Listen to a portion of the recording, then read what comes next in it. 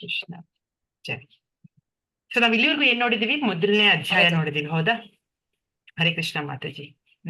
So ಭಗವಂತನ ಈ ಒಂದು ವಾಣಿಯಾದಂತ ಭಗವದ್ಗೀತೆಯ ಮೊದಲನೇ ಅಧ್ಯಾಯ ನಾವು ಸಕ್ಸಸ್ಫುಲ್ ಆಗಿ ಮುಗಿಸಿದ್ವಿ, ಹೌದಾ? ಕುರುಕ್ಷೇತ್ರ ರಣರಂಗದ ಸೇನಾವಲೋಕನ ನೋಡಿದ್ವಿ. ಏನಾಯ್ತು? ಅರ್ಜುನ ಯಾತಕ್ಕೆ ಯುದ್ಧ ಮಾಡೋದಿಲ್ಲ ಅಂತ ಹೇಳ್ತಾನೆ?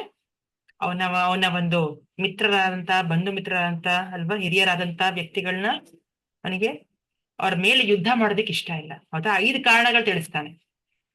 ಕರೆಕ್ಟಾ? 5 ಕಾರಣಗಳು ಏನಂತ ತಿಳಿಸ್ತಾನ ಅವನು?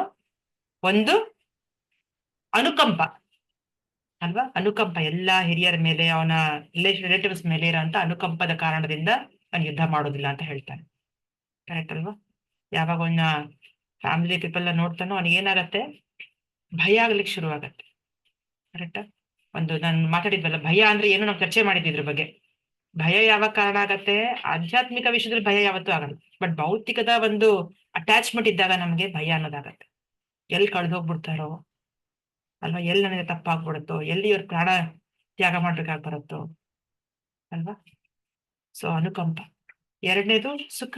ಯಾವುದೇ ರೀತಿ ಒಂದು ಸುಖ, ಎಂಜಾಯ್ಮೆಂಟ್ ಇರೋದಿಲ್ಲ ಅಂತ ಹೇಳ್ತಾನ ಅವನು ಅರ್ಜುನ ಅಲ್ವಾ? ನನ್ ಗೆದ್ರು ಏನ್ ಪ್ರಯೋಜನ? ನನ್ ಗೆದ್ರು ಯಾರ ಹತ್ರ ನನ್ನ ಹಂಚ್ಕೊಳ್ಳೋದು ಇದನ್ನ ಅನ್ನೋದು. ಹಾಗಾಗಿ ನನಗೆ ಯಾವುದೇ ರೀತಿ ಸುಖ ಸಿಗೋದಿಲ್ಲ ಅನ್ನೋ ಕಾರಣದಿಂದ ನಾನು ಯುದ್ಧ ಮಾಡೋದಿಲ್ಲ ಅಂತ ತಿಳಿಸ್ತಾನೆ. ಅನುಕಂಪ, ಸಂತೋಷ ಇರೋದಿಲ್ಲ. ಮೂರನೇದು ಅಂತ ತಿಳಿಸ್ತಾನೆ. ಯಾರು ಹೇಳ್ತೀರಾ? ನಾವು ಲೆವೆಲ್ 1 ಕೂಡ ಚರ್ಚೆ ಮಾಡಿದ್ವಿ. ಅದು 5 ಕಾರಣಗಳು, ತುಂಬಾ ಇಂಪಾರ್ಟೆಂಟ್. 3ನೇ ಕಾರಣ ಯಾತಕ್ ಮಾಡೋದಿಲ್ಲ, ಏನಂತ ತಿಳಿಸ್ತಾನೆ? ಯಾವ ಕಾರಣದಿಂದ ಅವನು ಮಾಡೋದಿಲ್ಲ ಅಂತ ಹೇಳ್ತಾನೆ, ಯುದ್ಧ ಆಡೋದಿಲ್ಲ ಅಂತ? ನನ್ನ ಬಂಧು ಮಿತ್ರನ್ನು, ಹಿರಿಯರನ್ನು ಅವರಿಗೆ ಕೊಲ್ಲುವುದು ಇದು ಇರಂಗಿಲ್ಲ ಮಾತಾಜಿ. ಅವರಿಗೆ ಅಂದ್ರೆ ನಮ್ಮ ರಕ್ತ ಸಂಬಂಧಿಗಳನ್ನು ಕೊಲ್ಲೋದ್ರಿಂದ ನನಗೇನು ಶ್ರೇಯಸ್ಸು ದೊರೆಯುವುದಿಲ್ಲ. ಶ್ರೇಯಸ್ಸು. ಮೂರನೇದು ಪಾಪ ಅಲ್ವಾ? ಗುರು ಹಿರಿಯರನ್ನ ಕೊಲೆ ಮಾಡಿದ್ರೆ ಪಾಪಕ್ಕೊಳಗಾಗ್ತೀನಿ ಅನ್ನೋ ಮಾತು ಹೇಳ್ತಾರೆ. ಪಿತಾಮಹ ಮತ್ತು ಆಚಾರ್ಯಗಳೆಲ್ಲ ಇದಾರೆ, ಅವರೆಲ್ಲ ಕೊಂದ್ರೆ ಪಾಪ ಸಿಕ್ಕತ್ತೆ ಅಂತ ಮನಸ್ಸಿಗೆ ಬಂದ್ಬಿಡುತ್ತು. ಅದೊಂದು ಪಾಪ ಭರಿತ ಕಾರ್ಯ ಅನ್ನೋದು 3ನೇ ಕಾರಣ ಹೇಳ್ತಾರೆ. 4ನೇ ಕಾರಣ ಏನ್ ಹೇಳ್ತಾನೆ? ಎಲ್ಲರೂ ಸಾಯಿಸಿದ್ರೆ ಏನಾಗತ್ತೆ? ಫ್ಯಾಮಿಲಿ ಟ್ರೆಡಿಷನ್ ಎಲ್ಲ ಹಾಳಾಗತ್ತೆ, ನೋಡಿದ್ವಲ್ಲ ನಾವು. ಹೌದು, ಅದೆಲ್ಲ ಸೊ ಮನೇಲಿ ಯಾವ್ದೇ ರೀತಿ ಕಾರ್ಯ ಮಾಡೋದ್ ನಿಲ್ಸ್ಬಿಡ್ತಾರೆ, ಅದರಿಂದ ನರಕಕ್ಕೆ ಹೋಗ್ಬೇಕಾಗತ್ತೆ, ವರ್ಣ ಸಂಕರ ಹುಡ್ತಾರೆ. ಇದನ್ನ ಮಾತಾಡಿದ್ವಿ ಲಾಸ್ಟ್ ಕ್ಲಾಸ್ ಅಲ್ಲಿ, ಚರ್ಚೆ ಮಾಡಿದ್ವಿ. ಕರೆಕ್ಟ್? ಸೊ ವರ್ಣ ಸಂಕರ ಹುಡ್ತಾರೆ ಯಾವ್ದ್ರಿಂದ? ಈ ತರ ಫ್ಯಾಮಿಲಿ ಡಿಸ್ಟ್ರಾಯ್ ಆಗ್ಬಿಟ್ಟೆ ಏನಾಗತ್ತೆ? ಮನೇಲಿ ವರ್ಣ ಸಂಕರ ಹುಡ್ತಾರೆ. ವರ್ಣ ಸಂಕರದಿಂದ ಎಲ್ಲರೂ ನರಕಕ್ಕೆ ಹೋಗ್ಬೇಕಾದ ಪರಿಸ್ಥಿತಿ ಬರುತ್ತೆ, ಹೌದಾ? ಸೊ ಕುಟುಂಬದ ಒಂದು ನಾಶ ಆಗತ್ತೆ ಅಂತ 4ನೇ ಕಾರಣ ಹೇಳ್ತಾನೆ. 5ನೇ ಕಾರಣ ಅವನ ಒಂದು ನಿರ್ಧಾರ ಏನ್ ತಗೋಬೇಕು ಅನ್ನೋದು ಗೊತ್ತಿಲ್ಲ. ಈ ಅನಿರ್ಧಾರ ಅನ್ನೋದು 2ನೇ ಅಧ್ಯಾಯದಲ್ಲಿ ತಿಳಿಸ್ತಾನ. ಓಕೆ, 4 ಕಾರಣಗಳು 1ನೇ ಅಧ್ಯಾಯದಲ್ಲಿ ತಿಳಿಸ್ತಾನೆ. 5ನೇ ಕಾರಣ ಯಾತಕ್ಕೆ ಒಂದು ಯುದ್ಧ ಮಾಡೋದಿಲ್ವೋ ಅದು 2ನೇ ಅಧ್ಯಾಯದಲ್ಲಿ ತಿಳಿಸ್ತಾನೆ ಅರ್ಜುನ. ಹಾಗಾದ್ರೆ ಪ್ರಶ್ನೆ ಇದೆಯಾ ಇಲ್ಲಿವರೆಗೂ? ಶುರು ಮಾಡೋಣ. ಸೊ ಇವತ್ತಿನ ಕ್ಲಾಸಿಂದ ನಾವು ರೀಡಿಂಗ್ ಜಾಸ್ತಿ ಮಾಡೋದಿಲ್ಲ, ಓಕೆ? ಯಾಕಂದ್ರೆ ತುಂಬಾ ದೊಡ್ಡ ಅಧ್ಯಾಯ, ತುಂಬಾ ಜಾಸ್ತಿ ಇದೆ, ಪರ್ಪೋರ್ಟ್ಸ್ ಎಲ್ಲ, ಭಾಷೆ ಎಲ್ಲ. ನೀವು ರೀಡಿಂಗ್ ಸೆಷನ್ ಅಲ್ಲಿ ಮಾಡ್ಕೋಬೇಕಂದ್ರೆ ಇವತ್ತು ಓನ್ಲಿ ಬರೀ ವಿವರಣೆ ಮಾತ್ರ ಇರುತ್ತೆ. ಸೊ ಬರೀ ಶ್ಲೋಕ ಅನುವಾದ ಮಾತ್ರ ಓದ್ತೀವಿ, ವಿವರಣೆ ನಾ ತಿಳಿಸ್ತೀವಿ, ಆಗ್ಬೋದಾ? ಸೊ 2ನೇ ಅಧ್ಯಾಯ ಎಲ್ಲರೂ ತೆಕ್ಕೊಳ್ಳಿ. 1ನೇ ಶ್ಲೋಕ. ಸಂಜಯ ಉವಾಚ ತಂ ತಥಾ ಕೃಪಯಾವಿಷ್ಟಂ ಅಶ್ರುಪೂರ್ಣಾಕುಲೇಕ್ಷಣಂ ವಿಷೀದಂತಂ ಇದಂ ವಾಕ್ಯಂ ಉವಾಚ ಮಧುಸೂದನಃ. ಅನುವಾದ ಯಾರುತ್ತೀರಾ? ಹರೇ ಕೃಷ್ಣ. ಓದ್ತಮ್ಮದಲ್ಲಿ. ಸಂಜಯನು ನುಡಿದನು, ಕರುಣೆಯಿಂದ ತುಂಬಿ ವಿಷಣ್ಣ ಮನಸ್ಕನಾಗಿ ಕಂಪನಿ ತುಂಬಿದ ಅರ್ಜುನನನ್ನು ನೋಡಿ ಮಧುಸೂದನನಾದ ಕೃಷ್ಣನು ಹೀಗೆ ಹೇಳಿದನು. ಹರೇ ಕೃಷ್ಣ. ಹರೇ ಕೃಷ್ಣ. ಥ್ಯಾಂಕ್ ಯು ಮಾತಾಜಿ. ಸೊ ಈಗ ಅರ್ಜುನ ಅದೇ ನಾವ್ ನೋಡಿದ್ವಲ್ಲ, 1ನೇ ಕಾರಣ ಹೇಳ್ತಾನೆ. ಅವನ ಒಂದು ಹೃದಯ ಯಾತಕ್ಕೆ ತುಂಬೋಗ್ತಾ ಇದೆ? ಕರುಣೆಯಿಂದ ಅಲ್ವಾ, ಕಂಪ್ಯಾಷನ್. ಸೊ ಅದೇ ಇವಾಗ ಒಬ್ಬ ವ್ಯಕ್ತಿ ನೀರಲ್ಲಿ ಮುಳುಗ್ತಾ ಇದ್ದಾನೆ ಅನ್ಕೊಳ್ಳೋಣ. ನಾ ಇದನ್ನ ಉದಾಹರಣೆ ಕೊಟ್ಟಿದ್ದೆ ನಿಮ್ಗೆ ಲೆವೆಲ್ 1 ಲ್ಯಾಪ್ಕ ಇದೆಯಾ? ನೀರಲ್ಲಿ ಮುಳುಗ್ತಾ ಇದ್ದಾನೆ ವ್ಯಕ್ತಿ ಅನ್ಕೊಳ್ಳೋಣ. ಆ ಮನುಷ್ಯನ ಕಾಪಾಡೋದ್ ಮುಖ್ಯನಾ ಅಥವಾ ಬರೀ ಅವ್ನ ಡ್ರೆಸ್ ಕಾಪಾಡಿದ್ರೆ ಸಾಕಾಗತ್ತಾ? ಮನುಷ್ಯನ್ ಕಾಪಾಡೋದ್ ಲೆಕ್ಕ ಬರತ್ತಾ? ಮನುಷ್ಯನ ಕಾಪಾಡೋದು ಮಾತ್ರ. ಮನುಷ್ಯನ ಕಾಪಾಡ್ಬೇಕಲ್ವಾ. ನಾವು ಬರೀ ಡ್ರೆಸ್ನ ಕಾಪಾಡಿದ್ರೆ ಅವ್ನ್ ಶರ್ಟ್ ಅವ್ನ್ ಕೋಟ್ನೋ ಎಳೆದ್ಬಿಟ್ಟು ನಾನ್ ಕಾಪಾಡ್ದೆ ಅಂತ ಸಂತೋಷ ಪಡಕ್ಕಾಗತ್ತಾ? ಇಲ್ಲ, ಆ ವ್ಯಕ್ತಿ ಮುಳುಗೋಗ್ಬಿಡ್ತಾನೆ ಅಲ್ವಾ. ವ್ಯಕ್ತಿನ ಕಾಪಾಡ್ಬೇಕು ನಾವು, ನೀರಿಲ್ಲ. ಹಾಗೆ ಅರ್ಜುನ ಏನ್ ತೋರಿಸ್ತದನೋ ಈ ಅನುಕಂಪ ಅನ್ನೋದು, ಈ ಕರುಣೆ ಅನ್ನೋದು ಅವನ ಹಿರಿಯರ ಮೇಲೆ ಅಥವಾ ಬಂಧು ಮಿತ್ರರ ಮೇಲೆ, ಇದು ಭೌತಿಕ ಅನುಕಂಪ. ಇದು ನಿಜವಾದ ಅನುಕಂಪ ಅಲ್ಲ. ನಿಜವಾದ ಅನುಕಂಪ ಆಗಿದ್ರೆ ಕೃಷ್ಣ ಅದಕ್ಕೆ ಅನುಮತಿ ಕೊಡ್ತಿದ್ದ ಅಲ್ವಾ. ಸಾಕ್ಷಾತ್ ಭಗವಂತ ಎದುರುಗಡೆ ನಿಂತಿದ್ದಾನೆ. ಆದ್ರೆ ಇವನ್ ತೋರಿಸ್ತಾ ಇರುವಂತ ಅನುಕಂಪ ಏನು, ಅರ್ಜುನ ತೋರಿಸ್ತಾ ಇರೋದು ಇದು ಭೌತಿಕ ಅನುಕಂಪ. ಇದೊಂದು ಮುಳುಗ್ತಾ ಇರುವಂತ ವ್ಯಕ್ತಿಯ ಒಂದು ಡ್ರೆಸ್ ಕಾಪಾಡ್ದಂಗೆ, ಬರೀ ಹೊರಗಡೆ ಶರ್ಟ್ ಕಾಪಾಡ್ದಂಗೆ ಅದು ಸಾಕಾಗಲ್ಲ. ಅದು ವ್ಯಕ್ತಿನ ಕಾಪಾಡ್ಬೇಕು. ಮನುಷ್ಯ ಮುಳುಗೋಗೋದನ್ನ ಕಾಪಾಡ್ಬೇಕು. ಮನುಷ್ಯ ಯಾರು? ಈ ದೇಹನ ಅವನು ಬರೀ ದೇಹ ಕಾಪಾಡಿದ್ರೆ ಸಾಕಾಗತ್ತ? ದೇಹನ ಉಳ್ಸಕ್ ಆಗತ್ತಾ? ಹೋಗ್ಕೊಳ್ಳಿ. ಈಗ ಅರ್ಜುನ ಎಷ್ಟೇ ಪ್ರಯತ್ನ ಹಾಕ್ದ ಅನ್ಕೊಳ್ಳೋಣ, ಯಾವುದೇ ಕಾವನ್ನ ಅವ್ರೆಲ್ರನ್ನೂ ಸಾವನ್ನ ನಿಲ್ಸಕ್ ಆಗತ್ತಾ? ಅರ್ಜುನನ್ ಕೇಳಿ, ಅವ್ರೆಲ್ರೂ ಸಾಯೋದನ್ನ ನಿಲ್ಸಕ್ ಆಗತ್ತ? ತಡಿಯಕ್ ಆಗತ್ತ ಅವನಿಗೆ? ಯಾರಿಗಾರು ತಡಿಯಕ್ ಆಗತ್ತ? ಇಲ್ಲ ಇಲ್ಲ ಮಾತಾಜಿ. ಇಲ್ಲ, ಅವರೆಲ್ರೂ ಸಾಯ್ಲೇಬೇಕು. ಒಂದಲ್ಲ ಒಂದ್ ಕಾರಣದಿಂದ ಸಾಯ್ಲೇಬೇಕು ಅಲ್ಲ. ಅವರೆಲ್ಲ ಕ್ಷತ್ರಿಯರಾಗಿರೋದ್ರಿಂದ ಅವರು ಯುದ್ಧ ಭೂಮಿದ ಸತ್ರೆ ಇನ್ನೂ ಒಳ್ಳೇದವ್ರಿಗೆ. ಯಾಕಂದ್ರೆ ಅವ್ರು ಧರ್ಮ ಮಾಡ್ತಾ ಸತ್ರೆ ಅವಳಿಗೆ ಮೇಲಿನ ಲೋಕಗಳು ಪ್ರಾಪ್ತಿಯಾಗತ್ತೆ. ಅದು ನಾವು ನೋಡ್ತೀವಿ ಮುಂದೆ. ಸೊ ಹಾಗಾಗಿ ಶರೀರ ಕಾಪಾಡಿದ್ರೆ ಸಾಕಾಗಲ್ಲ. ಶರೀರ ಫಸ್ಟ್ ಆಫ್ ಆಲ್ ಕಾಪಾಡೋದಕ್ಕೂ ಆಗೋದಿಲ್ಲ. ಅವರೆಲ್ಲ ಸಾಯ್ಲೇಬೇಕದು, ನಿರ್ಣಯ ಆಗೋಗಿದೆ ಅದು. ಕರೆಕ್ಟಾ? ಸೊ ಅರ್ಜುನ ಹೇಳ್ತಾ ಇರೋಂತ ಒಂದು ಅನುಕಂಪ ಬರ್ತಾ ಇರೋದು ಭೌತಿಕ ಅನುಕಂಪ, ಅದು ಸಾಕಾಗೋದಿಲ್ಲ. ಸೊ ಆದ್ರೆ ಇಲ್ಲಿ ನೋಡಿ ಭಗವಂತ ಏನ್ ಹೇಳ್ತಾನೆ, ಈ ಪ್ರಪಂಚದಲ್ಲಿ ನಾವೆಲ್ಲರೂ ಒಂದು ಯಾತನ ಅಥವಾ ದುಃಖ ಅಲ್ವಾ, ಏನೋ ಕಳ್ದೋಗಿರೋ ಅಂತ ಒಂದು ಬೇಜಾರಲ್ಲಿ ನಾವೆಲ್ಲರೂ ಬಳಲ್ತಾ ಇರ್ತೀವಿ. ಲ್ಯಾಮೆಂಟೇಶನ್ ಅಂತ ಕರೀತಾರೆ ಅಲ್ವಾ. ಅಯ್ಯೋ ಈ ತರ ಆಗೋಯ್ತು, ಅಯ್ಯೋ ಆ ತರ ಆಗೋಯ್ತು, ಹೀಗಾಗೋಯ್ತು, ಹಾಗಾಗೋಯ್ತು ಅಂತ ನಾವು ದುಃಖ ಪಡ್ತಾ ಇರ್ತೀವಿ. ಆಕ್ಚುಲಿ ಈಗ ಅರ್ಜುನ ಕೂಡ ದುಃಖ ಪಡ್ತಾ ಇದ್ದ ನಾವು ಅಲ್ವಾ. ಸೊ ಆ ದುಃಖ ಹೋಗ್ಲಾಡ್ಸೋದಕ್ಕೋಸ್ಕರ ಇರೋದು ಈ ಭಗವದ್ಗೀತೆ. ಯಾವಾಗ ಭಗವದ್ಗೀತೆ ತಿಳ್ಕೊತೀವೋ, ಓದ್ತೀವೋ, ಅರ್ಥ ಮಾಡ್ಕೋತೀವೋ, ನಮ್ಮಲ್ಲಿರೋ ಆ ದುಃಖ ಅನ್ನೋದು ಹೋಗ್ಲಾಡ್ಸತ್ತೆ. ಅಷ್ಟು ಪವರ್ಫುಲ್ ಈ ಭಗವದ್ಗೀತೆ ಅನ್ನೋದು. ಯಾಕಂದ್ರೆ ಇದು ಸಾಕ್ಷಾತ್ ಭಗವಂತ ನೋಡ್ದಿರುವಂತ ಮಾತು. ಈ ಭಗವದ್ಗೀತೆಗೂ ಭಗವಂತನಿಗೂ ಏನು ವ್ಯತ್ಯಾಸ ಇಲ್ಲ ಆಕ್ಚುಲಿ. ಈ ಮಾತು, ಪ್ರತಿಯೊಂದು ಮಾತು ಭಗವಂತನ ಒಂದು ವಾಣಿ, ಪ್ರತಿಯೊಂದು ಶ್ಲೋಕ. ರೈಟ್? ಸೊ ಹಾಗಾಗಿ ಈ ಒಂದು ಮನುಷ್ಯ ಏನಪ್ಪಾ ಅಜ್ಞಾನದಲ್ಲಿ ಬಳಲ್ತಾ ಇರೋಂಥ ವ್ಯಕ್ತಿ ಏನು ದುಃಖ ಅಥವಾ ಏನು ಗೊಂದಲದಲ್ಲಿರ್ತಾನೋ, ಆ ಗೊಂದಲ ಹೋಗ್ಲಾಡ್ಸೋದಿಕ್ಕೆ, ಆ ದುಃಖ ಹೋಗ್ಲಾಡ್ಸೋದಿಕ್ಕೆ ಭಗವದ್ಗೀತೆ ಬೇಕು. ಭಗವದ್ಗೀತೆ ಬೇಕು ಅಂದ್ರೆ ಕೃಷ್ಣ ಬೇಕು. ಭಗವದ್ಗೀತೆ ಅಂದ್ರೆ ಕೃಷ್ಣನ್ಗೆ ಲೆಕ್ಕ. ಅದನ್ನ ಬಿಟ್ಟು ನಾವು ಎಷ್ಟೋ ನಮ್ಗೆ ಹೆಸರಿದೆ, ನಮಗೆ ಸ್ಥಾನ ಇದೆ, ಸಮಾಜದಲ್ಲಿ ನಮ್ಗೆ ದೊಡ್ಡ ಹೆಸರಿದ್ಯಪ್ಪ, ನಮಗೆ ದೊಡ್ಡ ಕುಲ ಇದೆಯಪ್ಪ, ದುಡ್ಡಿದೆ, ಏನೇ ಇದ್ರು ನಮ್ ಹಿನ್ನೆಲೆ ಏನೇ ಇರ್ಬೋದು ಭೌತಿಕವಾಗಿ ಅಲ್ವಾ. ಈಗ ಅರ್ಜುನನು ಸಾಮಾನ್ಯ ವ್ಯಕ್ತಿ ಅಲ್ಲ, ಅವನಿಗೂ ಬೇಕಾದ ಶಸ್ತ್ರಗಳು ಅವ್ನು ಗೆದ್ದಿದ್ದಾನೆ. ಅವ್ನು ಸಾಮಾನ್ಯ ಯೋಧ ಅಲ್ಲ. ಅವನೇನು ಸ್ವರ್ಗಕ್ಕೆ ಹೋಗಿ ಎಷ್ಟೆಲ್ಲ ಅವನು ಅಸ್ತ್ರಗಳನ್ನ ಗೆದ್ದಿದ್ದಾನೆ ಅಲ್ವಾ. ಪಶುಪತಾಸ್ತ್ರ ಗೆದ್ದಿದ್ದಾನೆ, ಮತ್ತೆ ಇಷ್ಟೆಲ್ಲ ಅಸ್ತ್ರಗಳು ಗೆದ್ದಿರೋ ಅಂತ ವ್ಯಕ್ತಿ ಅವನು. ಮತ್ತೆ ಅವನ್ ಯಾಕೆ ಈ ಗೊಂದಲದಲ್ಲಿ ಸಿಗಾಕೊಂಡಿದ್ದಾನೆ? ಅವನ್ ಯಾಕೆ ನಿರ್ಧಾರ ತಗೊಳೋದಕ್ಕೆ ಆಗ್ತಾ ಇಲ್ಲ?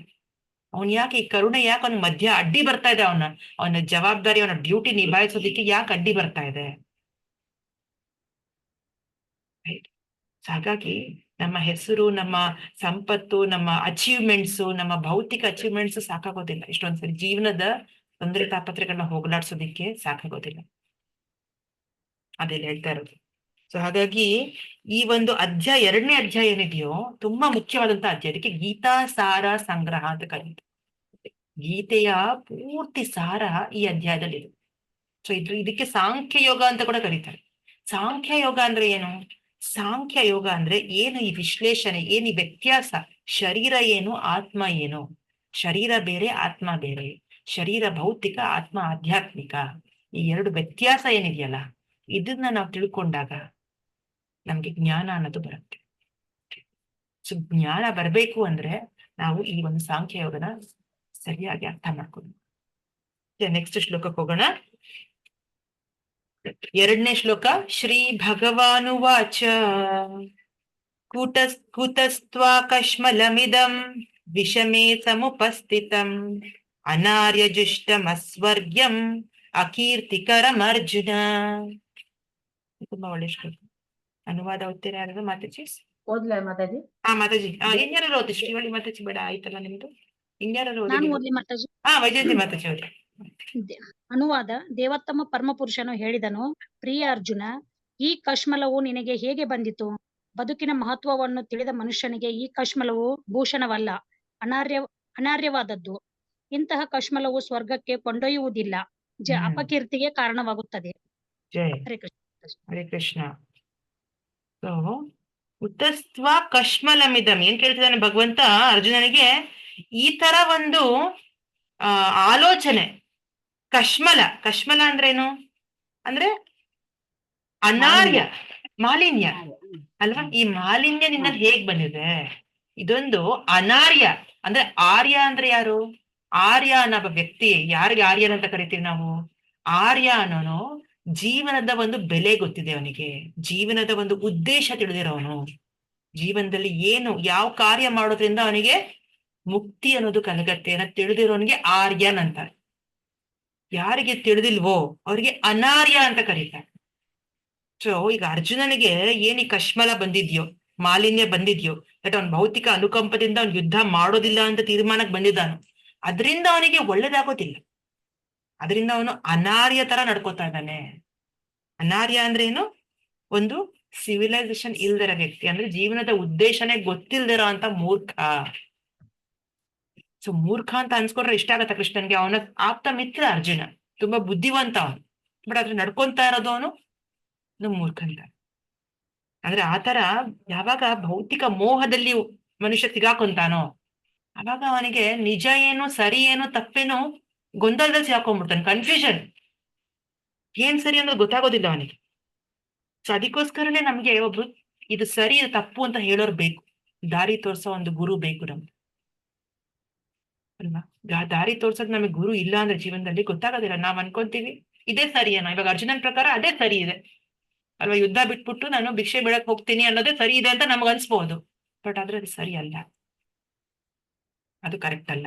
ಯಾಕಂದ್ರೆ ಆ ಧರ್ಮ, ಅವನ ಕ್ಷತ್ರಿಯ ಧರ್ಮ ಅನ್ನೋದೇನಿದೆಯೋ, ಕ್ಷತ್ರಿಯನಾಗಿರೋನಿಗೆ, ಕ್ಷತ್ರಿಯ ವರ್ಣಾಶ್ರಮದಲ್ಲಿ ಯಾರೇ ಇರ್ಬೋದು, ಬ್ರಾಹ್ಮಣ, ಕ್ಷತ್ರಿಯ, ವೈಶ್ಯ, ಶೂದ್ರ. ಶೂದ್ರ ಬಿಟ್ಟು ಆಕ್ಚುಲಿ ಬ್ರಾಹ್ಮಣ, ಕ್ಷತ್ರಿಯ, ವೈಶ್ಯ, ಈ 3 ವರ್ಗದವರಿಗೆ ಜೀವನದ ಗುರಿ ಏನು ಅನ್ನೋದು ಗೊತ್ತಿದೆ. ಆದ್ರೆ ಭಗವಂತ ಯಾಕೆ ಈ ಆಶ್ರಮ ಕೊಟ್ಟಿದ್ದಾನೆ, ಈ ಧರ್ಮ ಯಾಕೆ ಕೊಟ್ಟಿದ್ದಾನೆ, ಈ ಧರ್ಮದ ಗುರಿ ಏನು? ಈ ಧರ್ಮದ ಗುರಿ ನಾವು ಡ್ಯೂಟಿ ಮಾಡ್ತಾ ಮಾಡ್ತಾ ಫೈನಲಿ ಈ ಭೌತಿಕ ಸಂಸಾರದಿಂದ ಹೊರಗಡೆ ಬರೋದೇ ನಮ್ ನಿಜವಾದ ಗುರಿ ಆಕ್ಚುಲಿ.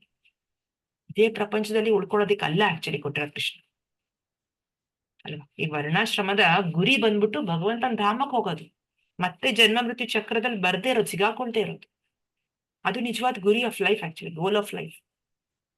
ಅದು ಮರ್ತೋಗ್ಬಿಟ್ಟಿದೆ ಅರ್ಜುನನಿಗೆ, ಯಾಕಂದ್ರೆ ಅವನು ಮೋಹಕ್ಕೆ ಸಿಹಾಕೊಂಡ್ಬಿಟ್ಟಿದ್ದಾನೆ, ಗೊಂದಲ ಸಿಹಾಕೊಂಡಿದ್ದಾನೆ. ಅದಕ್ಕೆ ಭಗವಂತ ಕೇಳ್ತಾ ಇರೋದು, ಕುತಸ್ತ್ವ ಕಶ್ಮಲಮಿದಂ ವಿಷಮೇ ಸಮುಪಸ್ಥಿತಂ ಅನಾರ್ಯಜುಷ್ಟಂ ಅಸ್ವರ್ಗ್ಯಂ ಅಕೀರ್ತಿಕರಂ. ಅರ್ಜುನ, ಈ ತರ ನಡ್ಕೊಳ್ಳೋದ್ರಿಂದ ನಿನಗೆ ಅಕೀರ್ತಿ ಬರುತ್ತೆ, ಕೀರ್ತಿ ಬರೋದಿಲ್ಲ, ಹೆಸರುವಾಸಿ ಆಗೋದಿಲ್ಲ. ನೀನು ಧರ್ಮ ಬಿಟ್ಟು ಹೊಟ್ಟೋಗ್ಬಿಟ್ರೆ ನಿನ್ನ ಹೇಳಿ ಅಂತ ಎಲ್ರು ನಗ್ತಾರೆ. ಓ ಇವನ್ ತುಂಬಾ ಒಳ್ಳೆ ಮನುಷ್ಯ ಅಪ್ಪ, ಎಷ್ಟೆಲ್ಲ ಯೋಚನೆ ಮಾಡ್ತೀಯಾನೆ ಅವ್ರ ಬಂಧು ಮಿತ್ರರ ಬಗ್ಗೆ, ಅವ್ರ ಹಿರಿಯರ ಬಗ್ಗೆ ಅಂತ ಜನ ಹೇಳಲ್ಲ. ಜನ ಏನಂತಾರೆ ಹಿಂದಿಂದ, ನೋಡು ಅವ್ನು ಹೆದ್ರು ಬಿಟ್ಟ, ಕೌರವ್ರ ಪಕ್ಷ ನೋಡ್ಕೊಂಡು ಭೀಷ್ಮಾಚಾರ್ಯ, ಕೃಪಾಚಾರ್ಯ, ದ್ರೋಣಾಚಾರ್ಯ ಎಲ್ಲ ನೋಡ್ಕೊಂಡು ಹೆದರ್ಕೊಂಡು ಓಡೋಗ್ಬಿಟ್ಟ ಅಂತ ಹೇಳ್ತಾರೆ. ಸೊ ಅದರಿಂದ ಅಪಕೀರ್ತಿ ಬರುತ್ತೆ. ಅಪಕೀರ್ತಿ ಅಂದ್ರೆ ಒಂದು ಸಾವಗ್ ಲೆಕ್ಕ. ಅಪಕೀರ್ತಿ ಬಂದ್ರೆ ಅದೊಂದು ಆಸ್ ಈಕ್ವಲ್ ಟು ಡೆತ್ ಅಂತ ಹೇಳ್ತಾರೆ. ಸೊ ಅದಕ್ಕೆ ಅಪಕೀರ್ತಿ ಬರುವಂತ ಕಾರ್ಯ ಯಾವತ್ತೂ ಮಾಡಬಾರ್ದು ಅಂತ ಕೃಷ್ಣ. ಸೊ ಅದಕ್ಕೆ ಪ್ರಶ್ನೆ ಮಾಡ್ತಿರ್ತಾರೆ ಭಗವಂತ. ಅಂಡ್ ಜೊತೆಗೆ ಇನ್ನೊಂದು ಇಷ್ಟೆಲ್ಲ ವಿಷಯಗಳು ಹೇಳ್ತಾರೆ ಆಚಾರ್ಯರ ಭಾಷ್ಯದಲ್ಲಿ. ಫಸ್ಟ್ ಆಫ್ ಆಲ್ ಭಗವಂತನ ಅರ್ಥ ಮಾಡ್ಕೋಬೇಕಂದ್ರೆ 3 ರೀತಿ ಇದೆ. ನಾ ಇದನ್ನ ಹೇಳಿದ್ದೆ ನಿಮ್ಗೆ ಲೆವೆಲ್ 1 ಅಲ್ಲಿ.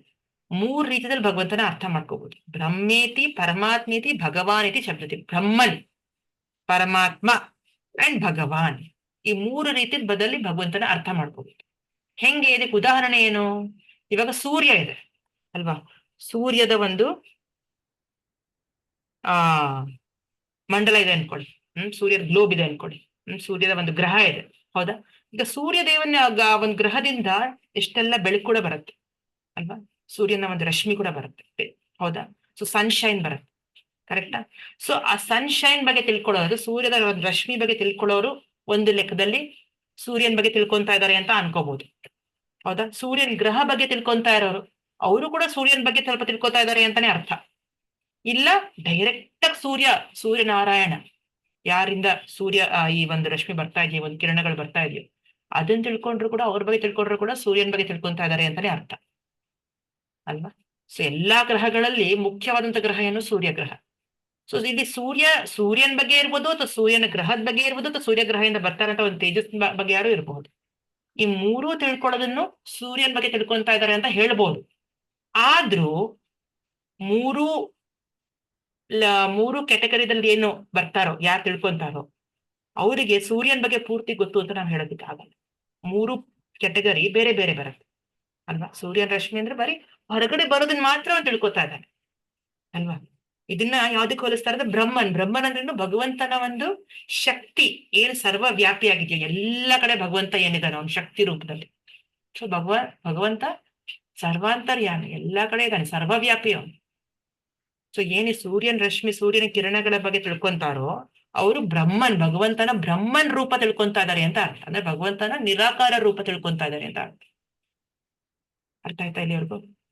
ಎರಡನೇದು ಪರಮಾತ್ಮ ಅಲ್ವಾ. ಭಗವಂತ ಪರಮಾತ್ಮನಾಗಿ ಎಲ್ಲ ಜೀವಿರಾಶಿಗಳಲ್ಲೂ ಇದ್ದಾನವನು, ಕರೆಕ್ಟಾ? ಅದೇ ತರ ಸೂರ್ಯ ಗ್ರಹ ಅನ್ನೋದೇನಿದೆಯೋ, ಸೂರ್ಯ ಗ್ರಹ ಬಗ್ಗೆ ತಿಳ್ಕೊಳ್ಳೋದೇನಿದೆಯೋ ಅದನ್ನ ಪರಮಾತ್ಮಕ್ಕೆ ಹೋಲಿಸ್ತಾರೆ. ಪರಮಾತ್ಮನವನು ಎಲ್ಲಾ ಜೀವಿರಾಶಿಗಳಲ್ಲಿ ಇದ್ದಾನೆ ಅಂತ ಭಾವಿಸೋದು, ತಿಳ್ಕೊಳ್ಳೋದು. ಸೊ ಇದು ಒಂದು ಲೆವೆಲ್ ಆಫ್ ಅಂಡರ್ಸ್ಟ್ಯಾಂಡಿಂಗ್ ಭಗವಂತನ ಬಗ್ಗೆ. ಆದ್ರೆ ಇದು ಇನ್ನು ಪೂರ್ತಿ ಅಲ್ಲ, ಇನ್ನು ಪೂರ್ತಿಯಾಗಿ ತಿಳ್ಕೊಂಡಿಲ್ಲ ಅವನ್ ಭಗವಂತನ ಬಗ್ಗೆ ಅಲ್ವಾ. ಅಲ್ಲೊಂದು ನಿಜವಾದ ವ್ಯಕ್ತಿ ಇದ್ದಾನೆ ಅಲ್ಲಿ. ಹೆಂಗೆ ಸೂರ್ಯನಾರಾಯಣ ಇದ್ದಾನೋ ಸೂರ್ಯ ಗ್ರಹದಲ್ಲಿ, ಅದೇ ತರ ಇಲ್ಲಿ ಭಗವಂತ ಇದ್ದಾನೆ ಆಧ್ಯಾತ್ಮಿಕ ಲೋಕದಲ್ಲಿ. ಸುಮ್ನೆ ಅಲ್ಲಿ ಆಧ್ಯಾತ್ಮಿಕ ಲೋಕದ ಸುಮ್ನೆ ಗ್ರಹ ಮಾತ್ರ ಇಲ್ಲ ಅಲ್ಲಿ, ಬರೀ ಜಾಗ ಅದ್ ಮಾತ್ರ ಇಲ್ಲ ಅಲ್ಲಿ, ಅಥವಾ ಬರೀ ಲೈಟ್ ಮಾತ್ರ ಇದೆ ಅಂತ ಅಲ್ಲ. ಲೈಟ್ ಎಲ್ಲಿಂದ ಬರ್ತಾ ಇದೆ? ಲೈಟ್ ಒಂದು ವ್ಯಕ್ತಿಯಿಂದ ಬರ್ಬೇಕು ಅಲ್ವಾ. ಇವಾಗ ನಾವು ಮಾತಾಡ್ತಾ ಇದೀವಿ ಅಂದ್ರೆ, ವಾಯ್ಸ್ ಕೇಳಿಸ್ತಾ ಇದೆ ಅಂದ್ರೆ, ಶಬ್ದ ಕೇಳಿಸ್ತಾ ಇದೆ, ಒಂದು ವ್ಯಕ್ತಿ ಮಾತಾಡ್ತಾ ಇದ್ದಾನೆ ಅಂತ ಅರ್ಥ ಅಲ್ವಾ. ಒಬ್ಬ ವ್ಯಕ್ತಿ ಇದಾನ ಜೀವಂತವಾಗಿ, ಅದಕ್ಕೆ ಮಾತಾಡ್ತಾ ಇರೋದು, ಅದಕ್ಕೆ ನಮ್ ಶಕ್ತಿ ಇರೋದು. ಶಕ್ತಿನೇ ಭಗವಂತ ಅಲ್ಲ. ಶಕ್ತಿ ಶಕ್ತಿವಂತ, ಶಕ್ತಿ ಶಕ್ತಿಮಾನ್ ಅಲ್ವಾ. ಶಕ್ತಿ ಬರ್ತಾ ಇರೋದು ಶಕ್ತಿವಂತನಿಂದ, ಶಕ್ತಿಮಾನಿಂದ. ಶಕ್ತಿಮಾನ್ ತುಂಬಾ ಮುಖ್ಯ, ಶಕ್ತಿವಂತ ತುಂಬಾ ಮುಖ್ಯ, ಅದು ಭಗವಂತ. ಸೊ 3 ರೀತಿಯಲ್ಲಿ ಭಗವಂತನ ಅರ್ಥ ಮಾಡ್ಕೊ. ಬ್ರಹ್ಮನ್ ಅಂದ್ರೆ ಎಲ್ಲಾ ಕಡೆ ಇದ್ದಾನೆ ಅಂತ ತಿಳ್ಕೊಳ್ಳೋದು. ಎರಡನೇ ಲೆವೆಲ್ ಪರಮಾತ್ಮ ಅಂದ್ರೆ ಎಲ್ಲಾರಲ್ಲೂ ಇದ್ದಾನೆ ಭಗವಂತ, ಭಗವಂತನಾಗಿ ಪರಮಾತ್ಮ ರೂಪದಲ್ಲಿ ಇದ್ದಾನೆ ಅನ್ನೋ ತಿಳ್ಕೊಳ್ಳೋದು ಎರಡನೇದು. ಮೂರನೇದೇನಪ್ಪ? ಭಗವಾನ್ ರೂಪದಲ್ಲಿ ಇದ್ದಾನೆ, ಭಗವಾನ್. ಈ ಭಗವಾನ್ ಬಗ್ಗೆ ಯಾರು ತಿಳ್ಕೊಂತಾರಲ್ಲ ಅವರಿಗೆ ಭಕ್ತರು ಅಂತ ಕರೀತಾರೆ, ಡಿವೋಟೀಸ್. ಸೊ ಭಕ್ತರು ಭಗವಂತನ ಬಗ್ಗೆ ಇಂಟ್ರೆಸ್ಟ್ ಇಟ್ಕೊಂತಾರೆ, ಭಗವಂತನ ಶಕ್ತಿ ಬಗ್ಗೆ ಜಾಸ್ತಿ ಇಲ್ಲ. ಭಗವಂತನ ಶಕ್ತಿ ಇದೆ, ಭಗವಂತನಿಗೆ ತುಂಬಾ ಶಕ್ತಿ ಇದೆ, ಅವ್ನು ಸರ್ವವ್ಯಾಪಿ, ಅದು ಗೊತ್ತವರಿಗೆ. ಆದ್ರೆ ಅವ್ರಿಗೆ ತುಂಬಾ ಇಂಟ್ರೆಸ್ಟ್ ಇರೋದು ಭಗವಂತನ ಮೇಲೆ, ಭಗವಂತನ ಶಕ್ತಿ ಬಗ್ಗೆ. ಅದು ಈ ಡಿವೋಟಿಸಮ್. ಓಕೆ, ಸೊ ಭಗವಂತ ಯಾರು ಅನ್ನೋದು ಪರಾಶರ ಮುನಿಯವರು ಹೇಳ್ತಾರೆ. ಐಶ್ವರ್ಯಸ್ಯ ಸಮಗ್ರಶ್ಚ ವೀರ್ಯಸ್ಯ ಯಶಸ್ಸ ಶ್ರಿಯಃ ಜ್ಞಾನ ವೈರಾಗ್ಯಶ್ಚೈವ ಸಮ್ಮಂ ಭಗ ಇತಿ ಗಣ. ಅಂದ್ರೆ 6 ಲಕ್ಷಣಗಳು ಭಗವಂತನಲ್ಲಿ ಪರಿಪೂರ್ಣ ಇದೆ. ಈಗ ಪ್ರಪಂಚದಲ್ಲಿ ಎಷ್ಟೋ ಜನ ತುಂಬಾ ಶ್ರೀಮಂತರಿದಾರಪ್ಪ, ಹೋಗ್ತೀರಾ? ತುಂಬಾ ದುಡ್ಡಿದೆ, ಕಾಸಿದೆ, ಎಷ್ಟಿದೆ ಅಂದ್ರೆ ಎಷ್ಟು ಕೊಳಿದಿದೆ ಅಂದ್ರೆ ಎಷ್ಟು ಖರ್ಚು ಮಾಡಿದ್ರು ಮುಗಿಯಲ್ಲ. ಹೇಳೋದು ನಾನು, ಎಷ್ಟು ದುಡ್ಡಿದೆ ಅಂದ್ರೆ ಎಷ್ಟು ಖರ್ಚು ಮಾಡಿದ್ರು ಮುಗಿಯೋದೇ ಇಲ್ಲ, ಅದಕ್ಕೆ ತುಳುಕ್ತಾ ಇದೆ ಅಂತ ಹೇಳ್ತೀವಿ. ಆದ್ರೆ ಎಷ್ಟಿದ್ರು ಕೂಡ ಇಡೀ ಪ್ರಪಂಚದಿರಷ್ಟು ಆಸ್ತಿ ಅಥವಾ ದುಡ್ಡು ಅವನದು ಅಂತ ಹೇಳಕ್ಕಾಗತ್ತ? ಅವನು ಇಡೀ ಪ್ರಪಂಚದಲ್ಲಿರಷ್ಟು ಅವನಿಗಿದೆ ಅಂತ ಹೇಳಕ್ಕಾಗತ್ತ? ಇಲ್ಲ, ಒಂದ್ ಸ್ವಲ್ಪ ಭಾಗ ಅವನಿಗಿರ್ಬೋದು, ಅದ್ ನಮ್ಗಿಂತ ಜಾಸ್ತಿ ಇರ್ಬೋದು ನಮ್ಮ ಹತ್ರ ಇರೋದಕ್ಕಿಂತ. ಬಟ್ ಆದ್ರೆ ಪೂರ್ತಿ ಇದೆ ಅಂತ ಹೇಳಕ್ಕಾಗಲ್ಲ, ಪೂರ್ತಿ ಐಶ್ವರ್ಯ ಅವನಿಗೆ ಸೇರಿದ್ದು ಅಂತ ಹೇಳಕ್ಕಾಗಲ್ಲ. ಅದೇ ತರ ಶ್ರೇಯಸ್ಸು, ಒಂದು ಯಶಸ್ಸು ಅಷ್ಟೆ ಅಲ್ವಾ. ಯಶ ಅಂದ್ರೆ ಏನು? ಯಶ ಅಂದ್ರೆ ಏನು?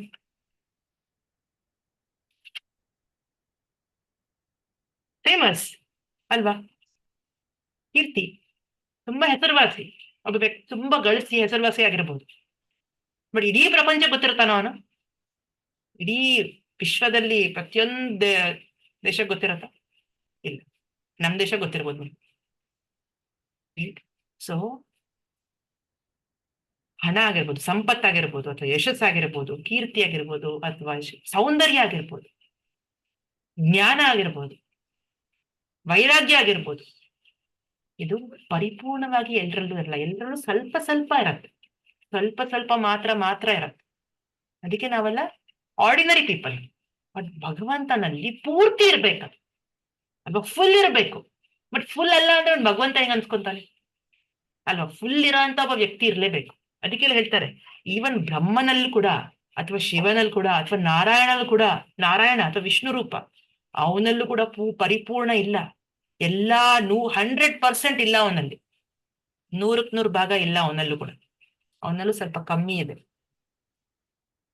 ಓನ್ಲಿ ಪರಮ ಪುರುಷೋತ್ತಮ ಭಗವಂತ ಶ್ರೀಕೃಷ್ಣ, ಕೃಷ್ಣಸ್ತು ಭಗವಾನ್ ಸ್ವಯಂ ಅಂತ ಭಾಗವತಮಲ್ಲಿ ಹೇಳ್ತಾರೆ, ಶ್ರೀಮದ್ ಭಾಗವತ ಆಯ್ತಾ. ಕೃಷ್ಣಸ್ತು ಭಗವಾನ್ ಸ್ವಯಂ, ಅವನು ಸ್ವಯಂ ಭಗವಾನ್, ಅವನು ಸ್ವಯಂ. ಅವನಿಂದ ಎಲ್ಲ ಅವತಾರಗಳು ಹೊರಗಡೆ ಬರುತ್ತೆ, ಅವನಿಂದ ಅವತಾರಗಳು ಬರೋದು ಹೊರಗೆ ಆಯ್ತಾ. ಅವನ ಅವತಾರ ಅಲ್ಲ, ಅವನು ನಿಜವಾದ ಭಗವಂತ, ಅವನು ಅವತಾರಿ, ಅವನು ಪೂರ್ಣ ಅವತಾರ, ಪೂರ್ಣ ಅವತಾರ ಅವನು ಕೃಷ್ಣ. ಎಸ್ ಮಾತಾಜಿ. ಸೊ ಆತರ ಭಗವಂತನ ಒಂದು ಲಕ್ಷಣಗಳ ಬಗ್ಗೆ ತಿಳಿಸ್ತಾರೆ. ಅದಕ್ಕೆ ಬ್ರಹ್ಮ ಸಂಹಿತೆಯಲ್ಲಿ ಬ್ರಹ್ಮದೇವರು ಹೇಳ್ತಾರೆ, ಈಶ್ವರ ಪರಮ ಕೃಷ್ಣ ಸಚ್ಚಿದಾನಂದ ವಿಗ್ರಹ ಅನಾದಿರಾದಿರ್ ಗೋವಿಂದ ಸರ್ವ ಕಾರಣ ಕಾರಣಂ. ಸೊ ಸರ್ವ ಕಾರಣ ಕಾರಣಂ ಯಾರಪ್ಪ? ಭಗವಂತ ಶ್ರೀಕೃಷ್ಣ. ಅಂಡ್ ಈಶ್ವರ ಪರಮ ಕೃಷ್ಣ, ಅವನು ಪ್ರಿಮಿವಲ್ ಲಾರ್ಡ್, ಒರಿಜಿನಲ್ ಭಗವಂತ ಅಂತ ಹೇಳ್ತಾರೆ. ಓಕೆ, ಸೊ ಮೂರನೇ ಶ್ಲೋಕಕ್ಕೆ ಹೋಗೋಣ. ಕ್ಲೈಬ್ಯಂ ಆಸ್ಮಗಮ ಪಾರ್ಥ ನೈತತ್ವಯಿ ಉಪಪದ್ಯತೆ ಕ್ಷುದ್ರಂ ಹೃದಯ ದೌರ್ಬಲ್ಯಂ ತ್ಯಕ್ತ್ವೋತ್ತಿಷ್ಠ ಪರಂತಪ. ಹರಿ ಬೋಲ್. ಯಾರು ಓದ್ತೀರಾ ಅನುವಾದ? ಮಾತಾಜಿ, ಅನ್ನಪೂರ್ಣ ಮಾತಾಜಿ ಓದ್ತೀರಾ? ಹರಿ ಕೃಷ್ಣ ಅನುವಾದ. ಹರೇ ಕೃಷ್ಣ ಮಾತಾಜಿ. ಮಾದೇವಿ ಮಾತಾಜಿ ಹೇಳಿ. ಓದಿ. ಹಾ ಹೇಳಿ ಮಾತಾಜಿ. ಮೂರನೇ ಶ್ಲೋಕ, 2ನೇ ಅಧ್ಯಾಯ 3ನೇ ಶ್ಲೋಕ. ಒಂದ್ ನಿಮಿಷ ಮಾತಾಜಿ, ತಗೋತೀನಿ ಮಾತಾಜಿ, ಒಂದ್ ನಿಮಿಷ ತಗೊಂಡ್ಬರ್ತೀನಿ.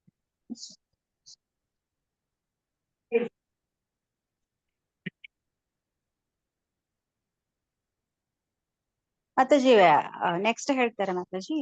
ನೀವು ಹಾ ಮತ್ತಾರು ಓದ್ತೀರಾ? ರೆಡಿ ಇಟ್ಕೊಂಡಿರೋದು. ಮಾತಾಜಿ ಓದಿ.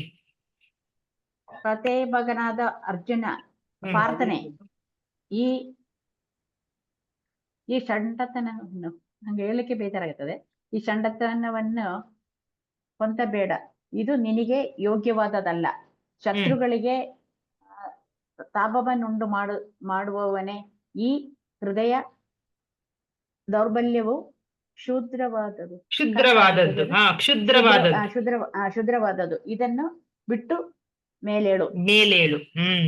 ಹರೇ ಕೃಷ್ಣ ಮಾತಾಜಿ. ಸೊ ಅರ್ಜುನಂಗೆ ಏನ್ ಹೇಳ್ತಿದ್ದಾನೆ ಕೃಷ್ಣ? ಫಸ್ಟ್ ಆಫ್ ಆಲ್ ಪೃತೆ ಅಲ್ಲ, ಪೃತೆ ಅಂದ್ರೆ ಯಾರು? ಕುಂತಿ ಮಹಾರಾಣಿ ಬಂದ್ಬಿಟ್ಟು ಕೃಷ್ಣನ ತಂಗಿ ಅಲ್ವಾ. ಸೊ ಇವನು ಅರ್ಜುನ ಬಂದ್ಬಿಟ್ಟು ಪೃಥೆಯ ಮಗ ಅಲ್ವಾ. ಸೊ ಪೃಥೆ ಬಂದ್ಬಿಟ್ಟು ಕೃಷ್ಣನ ತಂದೆಯ ತಂಗಿ, ವಸುದೇವನ ತಂಗಿ.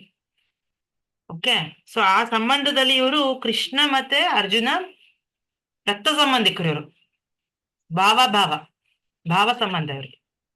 ಸೋದರತ್ತೆ ಆಗ್ತಾಳೆ ಕುಂತಿ ಕೃಷ್ಣನಿಗೆ.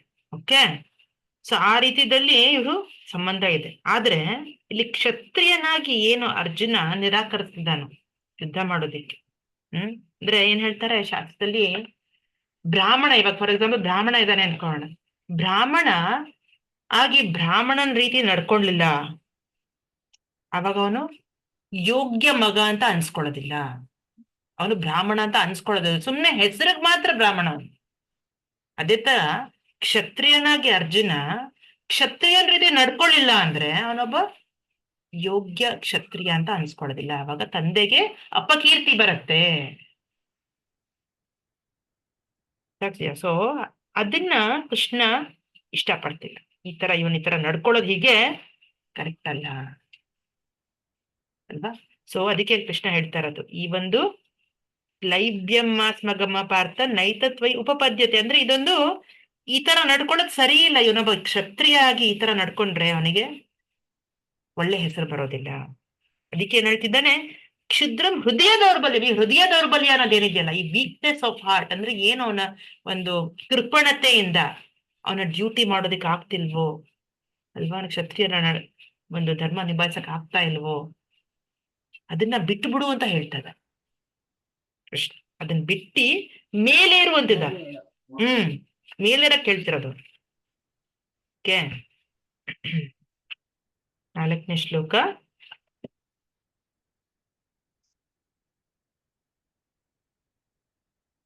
ಅರ್ಜುನ ಉವಾಚ ಕಥಂ ಭೀಷ್ಮಂ ಅಹಂ ಸಂಖ್ಯೆ ದ್ರೋಣಂ ಚ ಮಧುಸೂದನ ಇಶುಭಿ ಪ್ರತಿಯೋತ್ಸ್ಯಾಮಿ ಪೂಜಾರಾವರಿಸೂದನ.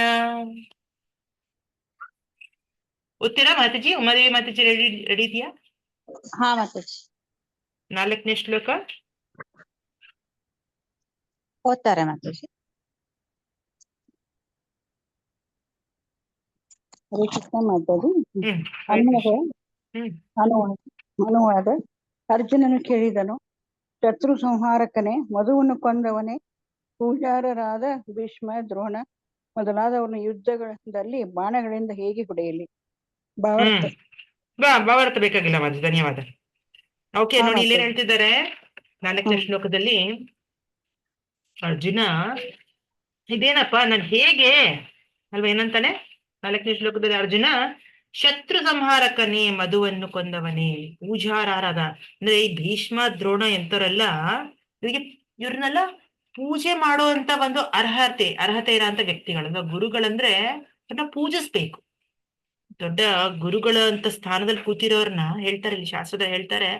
ಈವನ್ ನಮ್ಮ ಹಿರಿಯರು ಏನಾರು ಒಂದ್ ಸ್ವಲ್ಪ ನಮ್ಮ ಮೇಲೆ ಹಾರ್ಶ್ ಆಗಿ ಅಲ್ವಾ ನಡ್ಕೊಂಡ್ರು ಕೂಡ ಅವ್ರ ವಿರುದ್ಧವಾಗಿ ನಾವ್ ನಡ್ಕೋಬಾರ್ದು.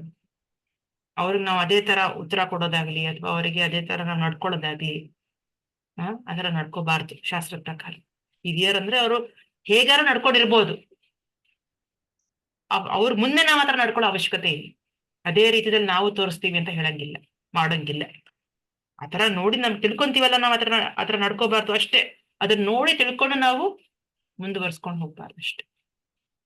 ಬಟ್ ಅವ್ರ ಮೇಲೆ ನಾವ್ ಅದೇ ತರ ಅವ್ರ ಮೇಲೆ ನಾವ್ ಹಾಗೆ ಪ್ರಯೋಗ ಮಾಡ್ತೀವಿ ಅಂದ್ರೆ ತಪ್ಪಾಗತ್ತೆ. ಅದಕ್ಕೆ ಇದು ಅರ್ಜುನ ಕೇಳ್ತಾ ಇದಾನೆ, ನೋಡಿ ಇವರೆಲ್ಲ ಗುರುಗಳನ್ನೆಲ್ಲ ಪೂಜೆ ಮಾಡೋ ಸ್ಥಾನದಲ್ಲಿ ಇರೋಂತ ವ್ಯಕ್ತಿಗಳು, ಇವ್ರನ್ನ ಹೆಂಗ್ ನಾನ್ ಸಾಯಿಸ್ಲಿ, ಹೆಂಗ್ ನಾನು ಅವ್ರ ಮೇಲೆ ಶಸ್ತ್ರ ಎತ್ತಲಿ ಅಲ್ವಾ? ಫಸ್ಟ್ ಆಫ್ ಆಲ್ ಜೋರಾಗೆ ಮಾತಾಡಬಾರ್ದು ಅಂತ ಹೇಳ್ತಾರೆ, ಹಾರ್ಷಾಗಿ ನಡ್ಕೋಬಾರ್ದು ಅಂತ ಹೇಳ್ತಾರೆ, ಕ್ರೂರವಾಗಿ ಮಾತಾಡಬಾರ್ದು ಅಂತ ಹೇಳ್ತಾರೆ. ಅಂಥದ್ರಲ್ಲಿ ಅವ್ರ ಮೇಲೆ ಶಸ್ತ್ರ ಎತ್ತೋದು, ಅವ್ರನ್ನ ಸಾಯಿಸೋದು ಅಂದ್ರೆ ಎಷ್ಟು ದೊಡ್ಡ ವಿಷಯ ಇದು. ಇದನ್ನ ಹೇಗ್ ಮಾಡ್ಲಿ? ಇನ್ನೂ ಅವನು ಭೌತಿಕ ಅನುಕಂಪದಲ್ಲೇ ಇದ್ದಾನೆ ಅರ್ಜುನ. ಅದಕ್ಕೆ ಅವ್ನು ಕೇಳ್ತಾ ಇರೋದು, ಹೆಂಗೆ ಮತ್ತೆ ನೀನಾಗಿದ್ರೆ ಇದು ಮಾಡ್ತಿದ್ಯಾ? ಕೃಷ್ಣ ಕೇಳ್ತದ, ನೀನಾಗಿದ್ದಿದ್ರೆ ನಿನ್ ಗುರುಗಳಾದಂತ ಸಾಂದೀಪನಿ ಮೂಲದಿಂದ ನೀನು ಸಾಯಿಸ್ತಿದ್ಯಾ, ಅಥವಾ ನಿನ್ನ ತಾತ ಆದ ಉಗ್ರಸೇನನ್ನ ನೀನ್ ಮಾಡ್ತಿದ್ಯಾ, ಅವ್ರನ್ನ ಸಂಹಾರ ಮಾಡ್ತಿದ್ಯಾ? ಇದು ಕೇಳ್ತಾ ಇರೋದು ಅರ್ಜುನ. ಈಗ ಮುಂದೆ ಬರುತ್ತೆ, ಗುರುನ ಹತ್ವಾ ಹಿ ಮಹಾನುಭಾವಾನ್ ಶ್ರೇಯೋ ಭೋಕ್ತುಂ ಭೈಕ್ಷ್ಯಂ ಅಪೀಹ ಲೋಕೆ ಹತ್ವಾರ್ಥ ಕಾಮಾಂಸ್ತು ಗುರೂನಿಹೈವ ಭುಂಜೀಯ ಭೋಗಾನ್ ರುಧಿರ ಪ್ರದಿಗ್ಧಾನ್. 5ನೇ ಶ್ಲೋಕ ಅನುವಾದ. ಸುಮಂಗಳ ಮಾತಾಜಿ ಓದ್ತೀರಾ? ಹರಿ ಬೋಲ್. ಎಸ್ ಮಾತಾಜಿ ಓದ್ತೇನೆ ಮಾತಾಜಿ.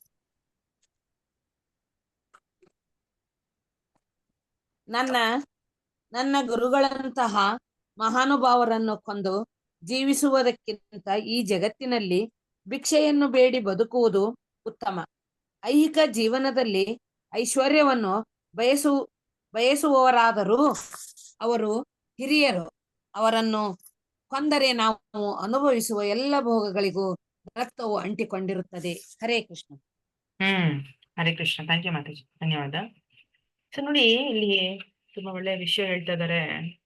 ಏನಾಗತ್ತೆ, ಯಾವಾಗ ಗುರು ಹಿರಿಯರು ಗುರುಸ್ಥಾನ ಕೊಟ್ಟದೇ ಸರಿ. ಇಲ್ಲಿ ಅರ್ಜುನ ಕೊಡ್ತಾ ಇದ್ದಾನೆ ಗುರುಸ್ಥಾನ ಇವ್ರಿಗೆಲ್ಲ, ಭೀಷ್ಮನ್ಗೆ ದ್ರೋಣಾಚಾರ್ಯಗೆ, ತುಂಬಾ ಚೆನ್ನಾಗಿದೆ ಅದು. ಬಟ್ ಅವ್ರು ಏನ್ ಮಾಡಿದ್ದಾರೆ, ಭೀಷ್ಮ ದ್ರೋಣ ಕೂಡ ಯಾರಿಗೋಸ್ಕರ ಅವ್ರು ಕೆಲಸ ಮಾಡ್ತಾ ಇದಾರೆ, ಯಾರ ಒಂದು ಪಕ್ಷದಲ್ಲಿದ್ದಾರೆ ಅವರು?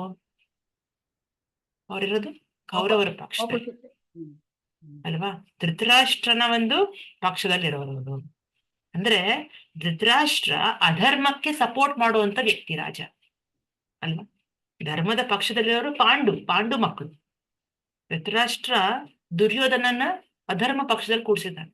ಇಷ್ಟೆಲ್ಲ ದಾಳಿ ಮಾಡಿದ್ದಾರೆ ಅವ್ರ ಮೇಲೆ, ಪಾಂಡು ಮಕ್ಕಳ ಮೇಲೆ, ಅಲ್ವಾ? ನ್ಯಾಯವಾಗಿ ಸೇರ್ಬೇಕಾಗಿರೋ ರಾಜ್ಯನ ಹಡಪ್ಸಿದಾರ. ಸಮಯ ಬಂದಾಗ ಸ್ವಲ್ಪ ಆದ್ರೂ ಅವ್ರ ಮೇಲೆ ಅನುಕಂಪದಿಂದಾದ್ರು ಕೊಡ್ಬೇಕಿತ್ತು ಅವರಿಗೆ. ಒಂದ್ ಸ್ವಲ್ಪ 4 ಹಳ್ಳಿಗಳಾದ್ರೂ ಕೊಟ್ಟಿದ್ರೆ ಈ ಯುದ್ಧ ಆಗ್ತಿರ್ಲಿಲ್ಲ. ಆದ್ರೆ ಅದ್ ಯಾವ್ದನ್ನು ಲೆಕ್ಕಕ್ಕೆ ತಗೊಳ್ದೆ ಪೂರ್ತಿ ನನಗೆ ಸೇರಿದ್ದು ಅಂತ ಅವರು ದೋಚ್ಕೊಂಡ್ಬಿಟ್ಟಿದ್ದಾರೆ. ಸೊ ಅಂತ ಅಧರ್ಮದ ಪಕ್ಷದಲ್ಲಿ ಇರೋಂತ ದ್ರೋಣ ಆಗ್ಲಿ ಭೀಷ್ಮ ಆಗ್ಲಿ ಅಂತವರ ಒಂದು ಅನ್ನ ಅಥವಾ ಅಂತವರ ಒಂದು ಉಪ್ಪು ತಿಂದಿರೋದ್ರಿಂದ, ಯಾವಾಗ ಕರ್ಮಿಗಳ ಭೌತಿಕವಾದಿಗಳ ಒಂದು ಉಪ್ಪು ತಿಂತೀವೋ ಅಥವಾ ಅವ್ರ ಸೇವೆ ಮಾಡ್ತೀವೋ, ನಮ್ಮಲ್ಲಿ ಆ ಧರ್ಮದ ಒಂದು ವಿಶ್ಲೇಷಣೆ ಹೊಟ್ಟೋಗತ್ತೆ. ನಾವು ಸರಿಗೆ ಸಪೋರ್ಟ್ ಮಾಡ್ಬೇಕು, ತಪ್ಪಿಗೆ ಸಪೋರ್ಟ್ ಮಾಡಬಾರ್ದು ಅನ್ನೋ ಒಂದು ಬುದ್ಧಿಶಕ್ತಿ ಏನಿದೆಯಲ್ಲ, ಅದು ಕಳ್ಕೊಂಡ್ಬಿಡ್ತೀವಿ. ಸೊ ಅಂತ ಒಂದು ಗುರುಗಳನ್ನ ನಾವು ನಿರಾಕರಿಸ್ಬೋದು, ತ್ಯಜಿಸ್ಬೋದು ಅಂತಿದೆ ಶಾಸ್ತ್ರ. ಅಷ್ಟು ಡೀಪ್ ಆಗಿ ಅರ್ಜುನ ಯೋಚನೆ ಮಾಡ್ತಾ ಇಲ್ಲ. ಬಟ್ ಕೃಷ್ಣಂಗ್ ಗೊತ್ತು, ಭಗವಂತಂಗ್ ಗೊತ್ತು, ಬಟ್ ಇಂಥ ಒಂದು ಕರ್ಮಿಗಳ ಪಕ್ಷನ ಇವರು ಆಯ್ಕೆ ಮಾಡಿದ್ದಾರೆ. ಹಾಗಾಗಿ ಅಂಥವ್ರನ್ನ ನಾವು ಗುರುಗಳ ಸ್ಥಾನ ಕೊಡೋ ಅವಶ್ಯಕತೆ ಇಲ್ಲ. ಗುರು ಅಂದ್ರೆ ಏನು? ಇವರೆಲ್ಲ ಭೌತಿಕ ಗುರು ಲೆಕ್ಕ ಆಗಿ ಬಂದ್ಬಿಡ್ತಾರೆ. ನಿಜವಾದ ಗುರು ಅಂದ್ರೆ ಆಧ್ಯಾತ್ಮಿಕ ಗುರು. ಆಧ್ಯಾತ್ಮಿಕ ಗುರು ಯಾವತ್ತೂ ಕರ್ಮಿಯಾಗಿರಲ್ಲ. ಅವನು ಪೂರ್ತಿ ಯಾವಾಗ್ಲೂ 100% ಕೃಷ್ಣ ಕಾನ್ಶಿಯಸ್, 100% ಆಧ್ಯಾತ್ಮಿಕ, ಯಾವಾಗ್ಲೂ ಸದಾ ಭಗವಂತನ ಧ್ಯಾನದಲ್ಲಿರೋಂಥ ವ್ಯಕ್ತಿನ ಗುರು ಅಂತ ಕರೀತಾರೆ. ಬೇರೆ ಯಾರನ್ನು ಗುರು ಅನ್ನಕ್ ಆಗಲ್ಲ. ಸೊ ಇವರೆಲ್ಲ ಗುರು ಸ್ಥಾನದಲ್ಲಿ ಅಂತ ಏನ್ ಅರ್ಜುನ ತೋರಿಸ್ತಾ ಇದ್ದಾನೋ, ಬೆಟ್ಟಿ ತೋರಿಸ್ತಾ ಇದ್ದಾನೋ, ಅವರೆಲ್ಲ ಸಾಧಾರಣ ಭೌತಿಕ ಗುರುಗಳು, ಒಳ್ಳೆ ಕರ್ಮಿಗಳು. ಸೊ ಅಂಥವ್ರನ್ನ ನಿರಾಕರಿಸ್ಬೋದು ಅನ್ನೋದು ಇಲ್ಲಿ ತಿಳಿಸ್ತಾ ಇರೋದು ನಮ್ಗೆ. ಇದು ಅರ್ಜುನನ್ಗೆ ಇದನ್ನು ಅರ್ಥ ಆಗಿಲ್ಲ, ಕೃಷ್ಣ ಅದನ್ನ ಕ್ರಮೇಣ ತಿಳಿಸ್ತಾನೆ. ಸೊ ನೆಕ್ಸ್ಟ್ ಬರುತ್ತೆ, ಇನ್ನು ಮುಖ್ಯವಾದಂತ ಶ್ಲೋಕಗಳು ಬರುತ್ತೆ. ನಚೈತದ್ವಿದ್ಮ ಗತರನ್ನೋ ಗರಿಯೋ ಯದ್ವಾ ಜಯೇಮ ಯದಿವಾ ನ ಜೇಯೂಯುಹು ಯಾನೇವ ಹತ್ವಾ ನ ಜಿಜೀವಿಷಾಮ ತೇವ ಶಿಷ್ಟ ಪ್ರಮುಖೇ ಧಾರ್ತರಾಷ್ಟ್ರಃ. 6ನೇ ಶ್ಲೋಕದ ಅನುವಾದ ಇರುತ್ತೀರಾ? ನಾನು ಓದ್ಲಾ ಹಾ, ಮಾತಾಜಿ? ಶ್ವೇತಾ ಮಾತಾಜಿ, ಹರಿ ಬೋಲ್ ಮಾತಾಜಿ, ಹರಿ ಕೃಷ್ಣ. ಹರಿ ಬೋಲ್. ದಂಡವತ್ ಪ್ರಣಾಮ ಮಾತಾಜಿ. ಪ್ರಣಾಮ. ಅನುವಾದ: ಅವರನ್ನು ಸೋಲಿಸುವುದು ಅಥವಾ ಅವರಿಂದ ಸೋಲುವುದು, ಎರಡಲ್ಲಿ ಯಾವುದೂ ಉತ್ತಮ ಎಂದು ನಮಗೆ ತಿಳಿಯದು. ನಾವು ಧೃತರಾಷ್ಟ್ರನ ಮಕ್ಕಳನ್ನು ಕೊಂದರೆ ನಮಗೆ ಜೀವಿಸಬೇಕೆಂಬ ಆಸೆ ಇರುವುದಿಲ್ಲ. ಆದರೂ ರಣರಂಗದಲ್ಲಿ ಅವರೆಲ್ಲ ನಮ್ಮ ಮುಂದೆ ನಿಂತಿದ್ದಾರೆ. ಹರೇ ಕೃಷ್ಣ ಮಾತಾಜಿ. ಹರೇ ಕೃಷ್ಣ, ಧನ್ಯವಾದ ಮಾತಾಜಿ. ಸೊ ನೋಡಿ, ಇದು ಈ ಶ್ಲೋಕದಲ್ಲಿ ಏನಂತಾರೆ, ಅರ್ಜುನ ಏನಂತಿರೋದು, ಇವಾಗ ನನ್ಗೆ ಯುದ್ಧ ಮಾಡ್ಬೇಕು. ಇವಾಗ ಅವನಿಗೆ ಗೊತ್ತು, ಆಕ್ಚುಲಿ ಅರ್ಜುನ ಈಗ ಗೊತ್ತು, ಅಂತ ತುಂಬಾ ಬುದ್ಧಿವಂತ, ನನಗೆ ಕ್ಷತ್ರಿಯನಾಗಿ ನನ್ನ ಧರ್ಮ ಯುದ್ಧ ಮಾಡೋದು ಅನ್ನೋದು ಅವನಿಗೆ ಗೊತ್ತು. ಆದ್ರೂ ಕೂಡ ನಾನು ಯುದ್ಧ ಮಾಡ್ಬೇಕಾ ಅಥವಾ ಯುದ್ಧ ಮಾಡ್ದೇನೆ ನಾನು ಭಿಕ್ಷೆ ಬೇಡ್ಕೊಂಡು ಇರ್ಬೇಕಾ, ಭಿಕ್ಷೆ ಬೇಡ್ಕೊಂಡು ನನ್ನ ಜೀವನ ಮಾಡ್ಕೊಂಡು ನಡ್ಕೊಂಡು ಹೋಗ್ಬೇಕಾ, ಇದು ಅವನು ನಿರ್ಣಯ ಮಾಡೋದಿಕ್ಕೆ ಆಗ್ತಾ ಇಲ್ಲ. ಎರಡನೇದು, ಯುದ್ಧದಲ್ಲಿ ನಾವು ಗೆಲ್ತೀವೋ ಗೆಲ್ಲಲ್ವೋ ಯಾರಿಗ್ ಗೊತ್ತು, ಕೌರವ್ರ ಪಕ್ಷನೇ ಗೆಲ್ಬಹುದು. ಸೊ ಅವ್ರು ಗೆದ್ರೆ ಇನ್ನೇನಿದೆ, ನಮ್ಗೆ ರಾಜ್ಯ ಹೆಂಗಿದ್ರು ಸಿಗಲ್ವಲ್ಲ ಅಂತ ಯೋಚನೆ ಮಾಡ್ತೇನೆ ಅರ್ಜುನ. ಓಕೆ, ಯುದ್ಧ ಮಾಡ್ಬೇಕು ಯುದ್ಧ ಮಾಡ್ಬಾರ್ದು ಗೊತ್ತಿಲ್ಲ, ಅದು ಗೊಂದಲದಲ್ಲಿದ್ದಾನೆ. ಎರಡನೇದು, ಯುದ್ಧ ಏನ್ ಬೇಕಾದ್ರೂ ಆಗ್ಬಹುದು, ಹೌದಾ, ಗೆಲ್ಬಹುದು ಅಥವಾ ಸೋಲ್ಬಹುದು. ಮೂರನೇದು, ಅವರೆಲ್ಲರೂ ಸತ್ತೋಗ್ಬಿಟ್ರೆ, ಧೃತರಾಷ್ಟ್ರನ ಮಕ್ಳೆಲ್ಲರೂ ಸತ್ತೋಗ್ಬಿಟ್ರೆ ಅದನ್ನ ನೋಡ್ಕೊಂಡು ನಾವು ಜೀವ್ಸಕ್ ಆಗೋದಿಲ್ಲ, ನಾವು ಬದುಕಿರೋದಕ್ಕೆ ಆಗೋದಿಲ್ಲ ಅಂತ ಒಂದು ಗೆದ್ರು ಕೂಡ ಸೋತಂಗೆ ಲೆಕ್ಕ ಅಂತ ಇದು ಭಾವಿಸ್ತಾ ಇರೋದು ಅರ್ಜುನ. ಸೊ ಇದೆಲ್ಲ ನೋಡಿದ್ರೆ ನಮ್ಗೇನ್ ಅರ್ಥ ಆಗತ್ತೆ, ಅರ್ಜುನಲ್ಲಿರೋ ಅಂತ ಒಂದು ಒಳ್ಳೆ ಗುಣಗಳು ಹೊರಗೆ ಬರ್ತಾ ಇದೆ. ನೋ ಡೌಟ್ ಅದು ಭೌತಿಕನೇ ಇರಬಹುದು, ಆದ್ರೂ ಇದೊಂದು ಭಕ್ತನಾಗಿ ಅಂಡ್ ಪೂರ್ತಿ ಅವನ ಮೈಂಡ್ ಕಂಟ್ರೋಲ್ ಇದೆ ಅವನಿಗೆ.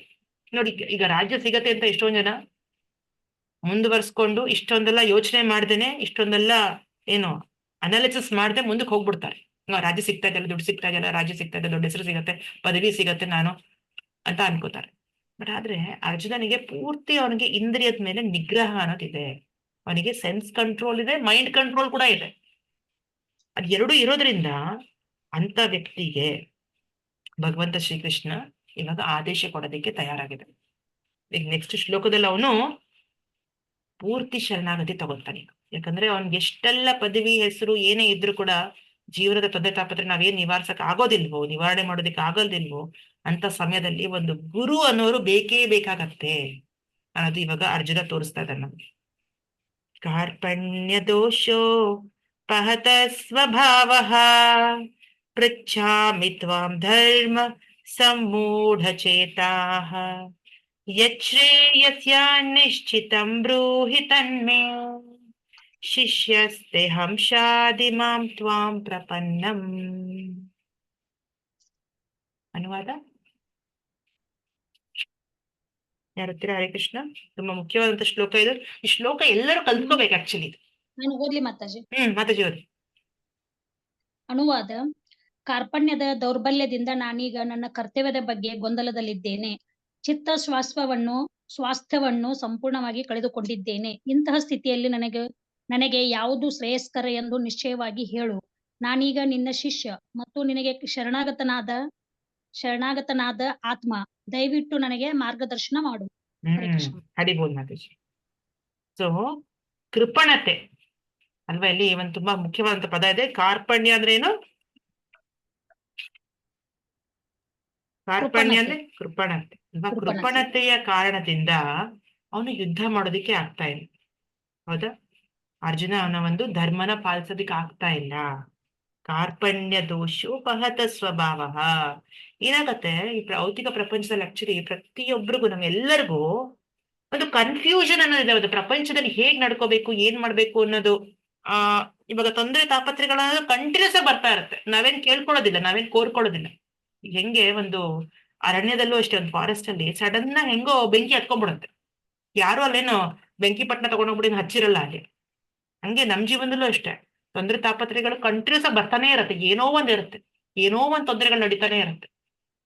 ಈ ತೊಂದರೆ ತಾಪತ್ರೆಗಳಲ್ಲಿ ನಾವು ಸಿಗಾಕೊಂಡು ಆಕ್ಚುಲಿ ತೊಂದರೆ ತಾಪತ್ರೆ ನಾವು ನಿವಾರಿಸ್ಬೇಕಂದ್ರೆ, ಇದನ್ನ ಸಾಲ್ವ್ ಮಾಡ್ಕೋಬೇಕಂದ್ರೆ ನಾವು ಒಬ್ಬ ಎಕ್ಸ್ಪರ್ಟ್ ವ್ಯಕ್ತಿ ಹತ್ರ ಹೋಗ್ಬೇಕು, ಒಂದು ಗುರು ಹತ್ರ ಹೋಗ್ಬೇಕು ನಾವು. ಹೇಗಪ್ಪ ಹೇಗೆ ಗುರುಗಳೇ ಈ ತೊಂದರೆ ತಾಪತ್ರೆ ನಾವು ಎದುರಿಸೋದು, ಹೇಗೆ ಜೀವನ ನಡ್ಸ್ಕೊಂಡು ಹೋಗ್ಬೇಕು, ನಮ್ಗೆ ದಾರಿ ತೋರಿಸಿದ್ರೆ ನಾವು ಹೇಳೋದಿಕ್ ಬರ್ಬೇಕು ನಮ್ಗೆ. ಬಟ್ ನಾವ್ ಎಷ್ಟು ಮುಳುಗೋಗಿದೀವಿ ಇದ್ರಲ್ಲಿ ಅಂದ್ರೆ, ಆ ತೊಂದರೆ ತಾಪತ್ರೆ ನಾವು ಸಾಲ್ವ್ ಮಾಡೋದ್ರಲ್ಲಿ ಅಷ್ಟೊತ್ತಿಗೆ ಇನ್ನೊಂದು ಬಂದಿರುತ್ತೆ. ಒಂದು ಸಾಲ್ವ್ ಮಾಡೋಷ್ಟೊತ್ತಿಗೆ ಇನ್ನೊಂದು ರೆಡಿ ಆಗಿರುತ್ತೆ ಅಲ್ವಾ. ನಮ್ ಕರ್ಮಗಳು ಒಂದಾದ್ಮೇಲೆ ಬರ್ತಾನೆ ಇರುತ್ತೆ. ಕರೆಕ್ಟ್. ಸೊ ಹಾಗಾಗಿ ಈ ಏನು ಅರ್ಜುನ ಕೂಡ, ಬಟ್ ಅರ್ಜುನ ಆತರ, ಅರ್ಜುನ ತುಂಬಾ ಬುದ್ಧಿವಂತ. ಅವ್ನ್ ತಕ್ಷಣ ಅವನಿಗೆ ಅರ್ಥ ಆಗೋಯ್ತು, ನನಗೆ ಇಷ್ಟೆಲ್ಲ ಗೊತ್ತಿದ್ರು ಕೂಡ, ತಿಳುವಳಿಕೆ ಇದ್ರು ಕೂಡ ನನಗೆ ನನ್ನ ಕೃಪಣತೆಯಿಂದ ನಾನು ಡ್ಯೂಟಿ ಮಾಡೋದಿಕ್ ಆಗ್ತಾ ಇಲ್ಲ, ನನ್ನ ಧರ್ಮ ಮಾಡೋದಿಕ್ ಆಗ್ತಾ ಇಲ್ಲ. ಸೊ ಹಾಗಾಗಿ ಇವಾಗ ನಾನಿನ್ನ ಪೂರ್ತಿ ಶರಣಾಗತಿ ತಗೊಂಡ್ಬಿಡ್ತೀನಪ್ಪ. ಈಗ ಇಲ್ಲಿವರೆಗೂ ಏನೋ ಅವರಿಬ್ರು ಸ್ನೇಹಿತರಾಗಿ ನಡ್ಕೊಂತಾ ಇದ್ರು. ಹೌದಾ? ಭಾವ ಸಂಬಂಧದಲ್ಲಿದ್ರು. ಓ ಕೃಷ್ಣ, ಓ ಮಧುಸೂದನ, ಅದು ಇದು ಅಂತ ಹೇಳ್ತಿದ್ರು. ಬಟ್ ಈಗ ಎಷ್ಟೇ ಮಾತುಕತೆ ಆಡಿದ್ರು ಟೈಮ್ ಮೀರೋಗ್ತಾ ಇದೆ. ಅಲ್ಲಿ ಯುದ್ಧ ಭೂಮಿ ಮೇಲೆ ನಿಂತಿದ್ದಾರೆ ಅವರು. ಯುದ್ಧ ಆಡ್ಬಾರ್ದ ಅನ್ನೋದು ನಿರ್ಣಯ ತಗೊಳಕ್ ಆಗ್ತಾ ಇಲ್ಲ ಅರ್ಜುನನ್ಗೆ. ಸೊ ಈಗ ಒಂದೇ ಚಾನ್ಸ್ ಇರೋದು ನನಗೆ, ಕೃಷ್ಣನಿಗೆ ನಾನು ಪೂರ್ತಿ ಶರಣಾಗತಿ ತಗೊಂತೀನಿ. ಓಕೆ, ನನ್ನ ಶ್ರೇಯಸ್ ಯಾವ್ದ್ರಲ್ಲಿದೆ, ಏನ್ ನಾನು ಮಾಡಿದ್ರೆ ಸರಿ, ನೀನೇ ಹೇಳು ನನಗೆ, ನೀನ್ ನನಗೆ ಖಚಿತವಾಗಿ ಹೇಳು. ನೀನ್ ಡಿಸಿಷನ್ ತಗೊಂಡು, ನೀನ್ ನಿರ್ಣಯ ತಗೊಂಡು ನೀನ್ ನನಗೆ ಹೇಳು. ಸೊ ಪೂರ್ತಿ ಅವನು ಕೃಷ್ಣನಿಗೆ ಶರಣಾಗತಿ ತಗೊಂಡು ಅರ್ಜುನ್. ಸೊ ಇವಾಗ ಅವರಿಬ್ರು ಸಂಬಂಧ ಸ್ನೇಹಿತರ ಸಂಬಂಧದಿಂದ ಏನಾಯ್ತು, ಯಾವ ಸಂಬಂಧ ಬಂದು? ಎಸ್, ಗುರು ಶಿಷ್ಯ. ಗುರು ಶಿಷ್ಯ ಸಂಬಂಧ. ಸೊ ಗುರು ಶಿಷ್ಯ ಸಂಬಂಧ ಅಂದ್ರೆ ಸಿಂಪಲ್ ಆಗಿರೋದಿಲ್ಲ, ಅದು ತುಂಬಾ ಸೀರಿಯಸ್, ಅದು ತುಂಬಾ ಗಂಭೀರ. ನಾವ್ ಹೇಳೋದು ಏನಾರು ವಿಷಯ ಹೇಳ್ಬೇಕಾದ್ರೆ, ದೊಡ್ಡ ಇಂಪಾರ್ಟೆಂಟ್ ವಿಷಯ ಹೇಳ್ಬೇಕಾದ್ರೆ ಮಕ್ಕಳಿಗೆ ಸ್ವಲ್ಪ ಸೀರಿಯಸ್ ಆಗಿ ಕೇಳು, ತುಂಬಾ ಇಂಪಾರ್ಟೆಂಟ್ ವಿಷಯ ಹೇಳ್ತಾ ಇದ್ದೀನಿ ನಾನು ಅಂತ ಹೇಳಲ್ವ ನಾವು? ತುಂಬಾ ಸೀರಿಯಸ್ ಅಂದ್ರೆ ಗಮನ ಕೊಟ್ಟು ಕೇಳು, ತುಂಬಾ ಮುಖ್ಯವಾಗಿರುವಂತ ಇದು ಆಟ ಅಲ್ಲ. ಆಟ ಅಲ್ಲ, ಜೀವನ ಅನ್ನೋದು ಆಟ ಅಲ್ಲ. ಟೈಮ್ ಮುಗಿಸ್ಬಿಟ್ರೆ ನಾವು ಅದನ್ನು ದೊಡ್ಡ ಗೆದ್ದಂಗಲ್ಲ. ನಾವು ಜೀವನದ ನಮ್ಗೆ ಗುರಿ ಏನು, ದಾರಿ ಏನು ಅನ್ನೋದು ನಮ್ಗೆ ಹೇಳೋರೊಬ್ರು ಬೇಕು ನಮ್ಗೆ. ಹಾಗಾಗಿ ಯಾವಾಗ ಶರಣಾಗತಿ ತಗೊಂತಾನೋ ಅರ್ಜುನ, ಅವಾಗ ನಮಗೆ ನಮ್ಮ ಜೀವನದ ಗೊಂದಲದಿಂದ ನಾವು ಹೊರಗೆ ಅದಕ್ಕೆ ಒಂದು ಗುರು ಅನ್ನೋರು ಬೇಕು. ಸೊ ಗುರು, ಕೃಷ್ಣನ್ಗಿಂತ ಬೆಸ್ಟ್ ಗುರು ಯಾರಿದ್ದಾರೆ? ಅವನೇ ಆದಿಗುರು. ಕೃಷ್ಣಂ ಒಂದೇ ಜಗದ್ಗುರು ಅಲ್ವಾ? ಕೃಷ್ಣಸ್ತು ಭಗವಾನ್ ಸ್ವಯಂ ಅಂತ ನಾವು ನೋಡಿದ್ವಿ ಹಿಂದಿನ ಶ್ಲೋಕದಲ್ಲಿ. ಇವಾಗ ಏನ್ ಹೇಳ್ತಿದ್ದಾನೆ ಅರ್ಜುನ, ನಾನಿನ್ನ ಶರಣಾಗತಿ ತಗೊಂಡು, ನೀನೇ ನನ್ಗೆ ಗುರು. ಕೃಷ್ಣಂ ಒಂದೇ ಜಗದ್ಗುರು. ಇಡೀ ಜಗತ್ತಿನ ಅವನು ಪಾಲಿಸ್ತಾ ಇರೋಂಥ ವ್ಯಕ್ತಿ ಭಗವಂತ ಶ್ರೀಕೃಷ್ಣ ಅಲ್ಲ. ಇಡೀ ಪ್ರಪಂಚ ನಡ್ಸ್ಕೊಂಡು ಹೋಗ್ತಾ ಇರೋದು ಅವನೇ ಭಗವಂತ. ಅವನ ಕೈ ಕೆಳಗಡೆ ಎಲ್ಲ ನಡೀತಾ ಇರೋದು, ಎಲ್ಲಾ ಪ್ರಪಂಚ, ಆಧ್ಯಾತ್ಮಿಕ ಲೋಕ, ಭೌತಿಕ ಲೋಕ ಎಲ್ಲ ಅವನ ಕೆಳಗಡೆ ಇರೋದು ಅಲ್ಲ. ಮುಂದಿನ ಶ್ಲೋಕಗಳಲ್ಲಿ ಬರುತ್ತೆ, ಮಯಾಧ್ಯಕ್ಷೇಣ ಪ್ರಕೃತಿ, ಮಯ ಅಧ್ಯಕ್ಷ ಪ್ರಕೃತಿ. ಪ್ರಕೃತಿ ಇರೋದು ಅವನ ಕೆಳಗಡೆ, ಅವನ ಅಧೀನದಲ್ಲಿದೆ, ಅವನ ಕಂಟ್ರೋಲ್ ಅಲ್ಲಿದೆ. ಸೊ ಅಂತ ವ್ಯಕ್ತಿ ನಾವು ಶರಣಾಗತಿ ಅಂದ್ರೆ ಈ ಭೌತಿಕ ಪ್ರಪಂಚ ಗೆಲ್ಲೋದೇ ಏನ್ ಮಹಾ ಕಷ್ಟ. ತುಂಬಾ ಸುಲಭವಾಗಿ ಎದ್ದು ಬಿಡ್ಬೋದು. ಗಂಡ ಹೆಂಡತಿ ಜಗಳನ, ಮನೆ ಸಂಸಾರನ, ಮಕ್ಕಳನ್ನ ಹೆಂಗ್ ಬೆಳೆಸ್ಬೇಕಾ, ಉದ್ಯೋಗನ, ಸಂಬಳನ, ಎಷ್ಟು ದುಡ್ಡು ಬೇಕು, ಎಷ್ಟು ಕಾಸು ಬೇಕು, ಹೇಗ್ ಫ್ಯೂಚರ್ ಪ್ಲಾನ್ ಮಾಡ್ಬೇಕು, ಏನ್ ಮಾಡ್ಬೇಕು, ಯಾವ ತರ ತುಂಬಾ ಸಿಂಪಲ್ ಆಗಿ ಗೊತ್ತಾಗ್ಬಿಡತ್ತೆ. ಎಷ್ಟು ಬೇಕೋ ಜೀವನ ಮಾಡೋದಕ್ಕೆ ನಾವು ದುಡ್ಮೆ ಮಾಡ್ಕೋತೀವಿ, ಸೇವಿಂಗ್ಸ್ ಮಾಡ್ಕೋತೀವಿ. ಆದ್ರೆ ಮೇನ್ ಪರ್ಪಸ್ ಏನಪ್ಪಾ, ಭಗವಂತ ಕೃಷ್ಣನ ಸೆಂಟ್ರಲ್ ಅಲ್ಲಿ ಇಟ್ಕೊಂಡು ನಾವು ಜೀವನ ನಡ್ಸ್ಕೊಂಡು ಹೋಗ್ತಾ ಇರ್ಬೇಕು. ಇದೇ ಪ್ರಾಕ್ಟೀಸ್. ತುಂಬಾ ಶುರುವಿಂದಾನೇ ಪ್ರಾಕ್ಟೀಸ್ ಮಾಡಿದ್ರೆ ನಮ್ಗೆ ಸಾಕಷ್ಟು ಪ್ರಾಕ್ಟೀಸ್ ಆಗತ್ತೆ ಅಲ್ವಾ, ಸಾಕಷ್ಟು. ಯಾಕಂದ್ರೆ ನಾವು ಓಡೋದಿಕ್ಕಾಗಲ್ಲ, ನಾವು ಗಬ ಗಬ ಗಬ ಗಬ ತಿನ್ನಕ್ಕಾಗತ್ತಾ? 10 ದಿನದ ಒಟ್ಟಿಗೆ ತಿನ್ನಕ್ಕಾಗತ್ತಾ ನಾವು? ಇಲ್ಲ. ಆ ಹೊತ್ತಿಗೆ ಎಷ್ಟು ಹಶು ಇದೆಯೋ ಅಷ್ಟೇ ತಿನ್ನಕ್ಕಾಗತ್ತೆ. ಹಂಗೆ ಡೈಲಿ ಸ್ವಲ್ಪ ಸ್ವಲ್ಪ ಸ್ವಲ್ಪ ಸ್ವಲ್ಪ ಸ್ವಲ್ಪ ಸ್ವಲ್ಪ ನಾವು ಪ್ರಾಕ್ಟೀಸ್ ಮಾಡಿದ್ರೆ ಏನಾಗುತ್ತೆ, ಅದನ್ನ ಪರ್ಫೆಕ್ಟ್ ಆಗ್ಬಿಡ್ತೀವಿ. ಅವಾಗ ಈಸಿಯಾಗಿ ಮಾಯನೇ ಎದ್ದು ಬಿಡ್ತೀವಿ ನಾವು ಅಲ್ವಾ. ಈ ಗೊಂದಲ ಏನು ಅರ್ಜುನ ಸೇರ್ಕೊಂಡಿದ್ರು, ನಾವೆಲ್ಲರೂ ಅದೇ ಗೊಂದಲದಲ್ಲೇ ಇರೋದು. ಜೀವನದಲ್ಲಿ ಏನೇ ಹೇಗೆ ಕಷ್ಟ ಬಂದ್ರು ಆ ಕಷ್ಟದಲ್ಲಿ ಮುಳುಗೋಗ್ಬಿಡೋದಲ್ಲ, ಆ ಕಷ್ಟದ ಮೇಲಿರ್ಬೇಕು. ಕಷ್ಟ ಅನ್ನೋದು ಬರುತ್ತೆ ಹೋಗತ್ತೆ, ಕರ್ಮದ ಅನುಸಾರ ಬರ್ತಾ ಇರತ್ತೆ ಹೋಗ್ತಾ ಇರ್ತದೆ. ಅಲೆಗಳಿದ್ದಂಗೆ ಬರುತ್ತೆ ಹೋಗ್ತಾ ಇರುತ್ತೆ, ಬರುತ್ತೆ ಹೋಗುತ್ತೆ, ಬರುತ್ತೆ ಹೋಗುತ್ತೆ. ವೆರಿ ಇಂಪಾರ್ಟೆಂಟ್ ಅಲ್ಲ. ನಮ್ ಭಕ್ತಿ ಮಾಡೋದು, ಕೃಷ್ಣನ್ ಮೇಲೆ ಭಕ್ತಿ ಮಾಡೋದು, ಅವನ ಟೈಮ್ ಕೊಡೋದು, ಅವನ ನಾಮಸ್ಮರಣೆ ಮಾಡೋದು, ಅವನ ಬಗ್ಗೆ ಕೇಳಿಸ್ಕೊಳ್ಳೋದು, ಇದ್ಯಾವ್ದು ನಾವು ನಿಲ್ಸ್ಬಾರ್ದು. ಅದಕ್ಕೆ ಇಲ್ಲಿ ಅದೇ ಹೇಳ್ತಿರೋದು, ನಮ್ಮ ಜೀವನದ ಒಂದು ಕೃಪಣತೆ ಅಂದ್ರೆ ಏನು, ಜೀವನದ ಪ್ರಾಬ್ಲಮ್ ಸಾಲ್ವ್ ಮಾಡ್ಕೊಳಕ್ ಆಗದೆ ಹೋದ್ರೆ ಅವ್ನ ಕೃಪಣ ಅಂತ ಕರೀತಾರೆ. ಸಿಂಪಲ್. ಜೀವನದಲ್ಲಿ ಕಷ್ಟಗಳು ಬರ್ತಾ ಇದೆ, ಜನ್ಮ ಮೃತ್ಯು ಜರ ವ್ಯಾಧಿ ಬರ್ತಾ ಇದೆ, ಆಧ್ಯಾತ್ಮಿಕ, ಆದಿದೈವಿಕ, ಆದಿ ಭೌತಿಕ ತಾಪಗಳು ಎಲ್ರಿಗೂ ಬರ್ತಾ ಇದೆ. ಅಂದ್ರೆ ಏನು, ನಮ್ಮ ಶರೀರದಿಂದ ಇಷ್ಟೆಲ್ಲ ಪ್ರಾಬ್ಲಮ್ಸ್ ಬರುತ್ತೆ, ಹೌದಾ? ರೋಗಗಳು ಬರುತ್ತೆ, ಮೈಂಡ್ ಇಂದ ಇಷ್ಟೆಲ್ಲ ಪ್ರಾಬ್ಲಮ್ಸ್, ತೊಂದರೆ ತಾಪತ್ರೆಗಳು ಬರುತ್ತೆ, ಹೌದಾ? ಬರುತ್ತೆ. ಯಾರೋ ಹೊರಗಡೆಯವರಿಂದ ಏನೋ ತೊಂದರೆ ತಾಪತ್ರೆ ಬರುತ್ತೆ, ಯಾರೋ ಏನೋ ಅಂದ್ಬಿಟ್ರು, ನಮ್ಗೆ ಏನೋ ಇನ್ಸಲ್ಟ್ ಮಾಡ್ಬಿಟ್ರು, ಮರ್ಯಾದೆ ತೆಗೆದ್ಬಿಟ್ರು, ಇಲ್ಲ ಯಾವ್ದೋ ಪ್ರಾಣಿಯಿಂದ ನಮ್ಗೇನೋ ನಾಯಿ ಬಂದ್ ಕಚ್ತು, ಇಲ್ಲ ಸೊಳ್ಳೆ ಬಂದ್ ಕಚ್ತು, ಆಗತ್ತಾ? ನಮ್ಗೆ ತಡಿಯಕ್ಕಾಗತ್ತಾ? ತಡಿಯಕ್ಕಾಗಲ್ಲ. ನಮ್ ಶರೀರದ ಮೇಲೆ ನಮಗ್ ಕಂಟ್ರೋಲ್ ಇಲ್ಲ, ಮೈಂಡ್ ಮೇಲೆ ಕಂಟ್ರೋಲ್ ಇಲ್ಲ. ಬೇರೆಯವ್ರು ನಮ್ಮನ್ನ ಹರ್ಟ್ ಮಾಡಿದಾಗ ನೋಡ್ಕೊಳಕ್ ಆಗತ್ತಾ? ಅದು ಆದಿ ದೈವಿಕ ಎಕ್ಲಿಪ್ಸ್ ಆಗಿರ್ಬೋದು, ಅಥವಾ ಇನ್ನೇನಾರು ಏನದು ಅರ್ಥಕ್ವೇಕ್ ಆಗಿರ್ಬೋದು ಅಲ್ವಾ, ಅಥವಾ ನಮ್ಗೇನ್ ರೀಸೆಂಟ್ ಆಗಿ ಬಂದಿತ್ತು ಕೊರೋನಾ ಬಂದಿತ್ತಲ್ಲ, ಇದೆಲ್ಲ ನಮ್ ಕೈಯಲ್ಲಿಲ್ಲ. ಎಷ್ಟೆಲ್ಲ ನಮ್ ಕೈಯಲ್ಲಿ ಇಲ್ಲ, ಎಷ್ಟೆಲ್ಲ ತೊಂದರೆ ತಾಪತ್ರೆಗಳು ನಿವಾರಣೆ ಮಾಡೋದಕ್ಕೆ ನಮ್ಗೆ ಆಗ್ತಾ ಇಲ್ಲ, ಇನ್ ಸ್ಪೈಟ್ ಆಫ್ ಇಷ್ಟೆಲ್ಲ ಡೆವಲಪ್ಮೆಂಟ್ ಆದ್ರೂ ಕೂಡ. ಕರೆಕ್ಟ್. ಅದೇ ಹೇಳ್ತಾರೆ ಪ್ರಭುಪಾದು, ಯಾವಾಗ ಅವ್ರು ವೆಸ್ಟ್ ಹೋಗಿದ್ರು, ಅಮೆರಿಕಾಗ್ ಹೋಗಿದ್ರು, ಕೆಲವು ದೇಶಗಳೆಲ್ಲ ಎಷ್ಟು ಮುಂದುವರೆದಿದೆ ಅಂದ್ರೆ ಅವ್ರಿಗೆ ಏನೂ ತೊಂದರೆ ಇಲ್ಲ, ಏನೇನೂ ತೊಂದರೆ ಇಲ್ಲ. ನಾವೇನಿಲ್ಲ, ಸ್ವಲ್ಪ ಮಟ್ಟಿಗೆ ನೌಕರಿ ಇಲ್ಲ, ಜಾಬ್ ಇಲ್ಲ ಅಂತ ನಾವು ನಮ್ ದೇಶದಲ್ಲಿ ಹೇಳ್ತೀವಿ, ಅಥವಾ ಸರಿಯಾಗಿ ತಿನ್ನೋದಕ್ಕೆ ಸಿಗ್ತಿಲ್ಲ ಅಂತ ಹೇಳ್ತೀವಿ, ಅಥವಾ ಇನ್ನೇನಾದ್ರು ನಾವು ಹೇಳ್ಬೋದು, ಕಾರಣ ಹೇಳ್ಬೋದು. ಬಟ್ ಕೆಲವು ದೇಶಗಳಲ್ಲಿ ಎಲ್ಲ ಪರ್ಫೆಕ್ಟ್ ಆಗಿದೆಯಂತೆ, ಎಲ್ಲ ಇದೆ. ಆದ್ರೂ ಕೂಡ ಈ ಭೌತಿಕದ ಒಂದು ತೊಂದರೆ ತಾಪತ್ರೆಗಳು ಏನಿದೆಯೋ ಇದರಿಂದ ಅವರು ಸೊಲ್ಯೂಷನ್ ತರಕ್ ಆಗ್ತಾ ಇಲ್ಲ ಅವ್ರಿಗೆ, ಸೊಲ್ಯೂಷನ್ ತಗೊಂಬರಕ್ಕೆ ಆಗ್ತಾ ಇಲ್ಲ ಅವ್ರಿಗೆ. ಯಾಕಂದ್ರೆ ಅವರು ಪ್ರಾಪರ್ ಆಗಿ ಯಾರನ್ನ ಕನ್ಸಲ್ಟ್ ಮಾಡ್ತಿಲ್ಲ, ಅವ್ರು ಯಾರ ಹತ್ರ ಹೋಗ್ತಾ ಇಲ್ಲ, ಅವರು ಕೃಷ್ಣನ ಹತ್ರ ಹೋಗ್ತಾ ಇಲ್ಲ, ಅವ್ರು ಹೋಗ್ಬೇಕಾಗಿರೋರ ಹತ್ರ ಹೋಗ್ತಾ ಇಲ್ಲ. ಅದರಿಂದ ಪ್ರಾಬ್ಲಮ್ ಸಾಲ್ವ್ ಮಾಡ್ಕೊಳಕ್ ಆಗ್ತಾ ಇಲ್ಲ. ಹಾಗಾಗಿ ಅಂತವನಿಗೆ ಕೃಪಣ ಅಂತ ಕರೀತಾನೆ. ಬಟ್ ಯಾರು ತುಂಬಾ ಬುದ್ಧಿವಂತನ, ಯೋಚನೆ ಮಾಡ್ತಾನೆ, ನಾನ್ ಪ್ರಾಬ್ಲಮ್ ಸೊಲ್ಯೂಷನ್ ತಂದ್ಕೊಳ್ಳೇಬೇಕು, ಈ ಜನ್ಮದಲ್ಲೇ ನಾ ತಂದ್ಕೋಬೇಕು, ಇವಾಗ್ಲೇ ನಾ ತಂದ್ಕೋಬೇಕು, ಎಲ್ ಸಿಗತ್ತೆ, ಹೇಗೆ, ಯಾವ ಬುಕ್ಕು, ಯಾವ ಶಾಸ್ತ್ರ, ಯಾರು ಗುರು, ಕೃಷ್ಣ ಯಾರ ಹತ್ರ ಹೋಗು ಅಂತ ಹೇಳ್ತಿದ್ದಾನೆ, ಏನ್ ಮಾಡ್ಬೇಕು, ಇವನಿಗೆ ಇಂಥ ವ್ಯಕ್ತಿಗೆ ಸೊಲ್ಯೂಷನ್ ಖಂಡಿತವಾಗ್ಲಿಲ್ಲ, ಪರಿಹಾರ ಅನ್ನೋದು ಗ್ಯಾರಂಟಿ ಸಿಗತ್ತೆ. ಪರಿಹಾರ ನಾವ್ ತಂದ್ಕೋಬೇಕು, ನಮ್ಗೆಲ್ರಿಗೂ ತಂದ್ಕೊಳಕ್ಕೆ ಹಕ್ಕಿದೆ. ಅದೇ ಹೇಳ್ತಾರೆ ಆಚಾರ್ಯ, ಯಾಕೆ ನಾವು ಕಷ್ಟನ ಸ್ವೀಕರಿಸ್ಬೇಕು, ಯಾಕೆ ಸಾವನ್ನ ಸ್ವೀಕರಿಸ್ಬೇಕು? ನಮ್ ಸಾವು ಬಂದಿಲ್ದೇ ಇರ್ಬೋದು, ಬಟ್ ನಾವ್ ಸಾವು ಆಗಿರೋರ್ನ ನೋಡಿದೀವ, ನಮ್ ತಂದೆ ತಾಯಿಯೋ ಅಥವಾ ಇನ್ಯಾರು ತುಂಬಾ ಹತ್ರದವ್ರು. ಯಾಕೆ ನಾವು ಸ್ವೀಕರಿಸ್ಬೇಕು ಆ ಸಾವನ್ನ? ನಾನ್ ನೋಡೋದಕ್ಕೆ ಇಷ್ಟ ಪಡೋದಿಲ್ಲ, ನಾನ್ ಸ್ವೀಕರಿಸೋದಿಲ್ಲ ಈ ಕಷ್ಟನ ಅಂತ ಹೇಳ್ಬೇಕು, ನಾವು ನಿರಾಕರಿಸ್ಬೇಕದನ್ನ ಅಲ್ವಾ? ಯಾಕೆ ನಾವು ಸಾವನ್ನ ಸ್ವೀಕರಿಸ್ಬೇಕು, ಯಾಕೆ ನಾವು ಕಷ್ಟನ ತಗೋಬೇಕು? ನಾವ್ ಎಲ್ಲ ಕಷ್ಟ ಪಡ್ತಾ ಇರೋದು ಸಂತೋಷವಾಗಿರೋದಕ್ಕೋಸ್ಕರ, ಬಟ್ ಕಷ್ಟ ಬಂದು ಬಂದು ಬಂದು ಬಂದು ಬಂದು ನಮ್ಮನ್ನ ತೊಂದರೆ ಕೊಡುತ್ತೆ. ಸೊ ಈ ಕಷ್ಟನ ನಿವಾರಣೆ ಮಾಡ್ಕೋಬೇಕು ಅಂದ್ರೆ ಭಗವಂತನ ಆಶ್ರಯ ಪಡಿಲೇಬೇಕು. ಅದೇ ಅರ್ಜುನ ಮಾಡಿದ್ದೀವಾಗ. ಅರ್ಜುನನ್ ಗೊತ್ತಾಗೋಯ್ತು, ನನ್ ಎಷ್ಟೇ ಯೋಚನೆ ಮಾಡಿದ್ರು ಇನ್ನು ನನ್ನ ಮೈಂಡ್ ಇನ್ನೂ ನನ್ನ ತಿರುಗಿಸ್ತಾ ಇದೆ, ಬಟ್ ನನಗೆ ದಾರಿ ಕೊಡ್ತಾ ಇಲ್ಲ, ಕ್ಲಿಯರ್ ದಾರಿ ಕೊಡ್ತಾ ಇಲ್ಲ. ಈಗ ನಾನು ಐ ಥಿಂಕ್ ನಾನು ಶರಣಾಗತಿ ತಗೊಳ್ಳೋದೇ ನನ್ ಕರೆಕ್ಟ್. ಈಗ ನೀನೇ ಹೇಳ್ಬಿಡಪ್ಪ ನಾನು ಏನ್ ಮಾಡ್ಬೇಕು. ಇದು ಅರ್ಜುನ ಹೇಳ್ತಾ.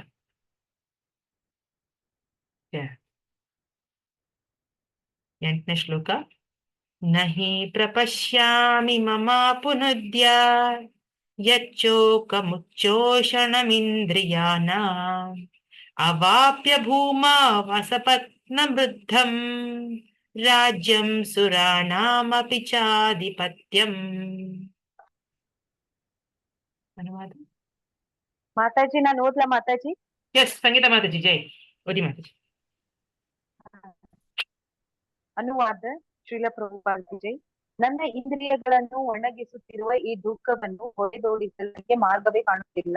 ಭೂಮಿಯಲ್ಲಿ ಸಮೃದ್ಧವಾದ ಸಾಕ್ಷಿ ಇಲ್ಲದ ರಾಜ್ಯವನ್ನು ಗೆದ್ದುಕೊಂಡರು ಮತ್ತು ಸ್ವರ್ಗದಲ್ಲಿರುವ ದೇವತೆಗಳ ಪ್ರಭುತ್ವದಂತಹ ಪ್ರಭುತ್ವವನ್ನು ಪಡೆದುಕೊಂಡರು ನಾನು ಈ ದುಃಖವನ್ನು ಹೋಗಲಾಡಿಸಿಕೊಳ್ಳೆ. ಹರೇ ಕೃಷ್ಣ ಮಾತಾಜಿ. ಜೈ ಹರೇ ಕೃಷ್ಣ ಮಾತಾಜಿ, ಥ್ಯಾಂಕ್ ಯು, ಧನ್ಯವಾದ. ಸೊ ಅರ್ಜುನ ಏನ್ ಹೇಳ್ತಿದ್ದಾನೆ, ಇಷ್ಟೆಲ್ಲ ಏನು, ನಹಿ ಪ್ರಪಶ್ಯಾಮಿ ಮಮ ಪುನದ್ಯ ದೆಚ್ಚೋಕ ಮುಚ್ಚೋಷಣಂ ಇಂದ್ರಿಯಾಣಂ, ಅವನ ಇಂದ್ರಿಯಗಳೆಲ್ಲ ಒಣಗೋಗ್ತಾ ಇದೆ. ಓಕೆ, ಅವನ್ಗೆ ಒಂದು ದುಃಖನ ಹೋಗ್ಲಾಡ್ಸ್ಕೊಳಕ್ ಆಗ್ತಾ ಇಲ್ಲ ಅರ್ಜುನನಿಗೆ, ಎಷ್ಟೇ ಒದ್ದಾಡಿದ್ರು. ಸೊ ಈವನ್ ಅವನು ಏನಪ್ಪಾ ದೊಡ್ಡ ರಾಜ್ಯ ಗೆದ್ರು ಕೂಡ, ಸ್ವರ್ಗದಲ್ಲಿರೋಂತ ಇಷ್ಟೆಲ್ಲ ಅವನ ಲೋಕ ಗೆದ್ರು ಕೂಡ ಅವನು ಈ ಒಂದು ಕ್ಷತ್ರಿಯ ಧರ್ಮ ನಿಭಾಯಿಸ್ಬೇಕಾ ಬೇಡವಾ ಅಂತ ಕೂಡ ಒಂದು ನಿರ್ಣಯ ತಗೊಳಕ್ ಆಗ್ತಾ ಇಲ್ಲ. ಓಕೆ, ಸೊ ಇಲ್ಲಿ ಅದೇ ಹೇಳ್ತಿದ್ದಾರೆ, ನಮ್ಮ ತೊಂದರೆ ತಾಪತ್ರೆಗಳನ್ನ ಹೋಗ್ಲಾಡ್ಸ್ಕೋಬೇಕಂದ್ರೆ ನಿಜವಾದ ಗುರುವ ಒಂದು ಶರಣ ತಗೋಬೇಕು. ಸೊ ನಿಜವಾದ ಗುರು ಯಾರು?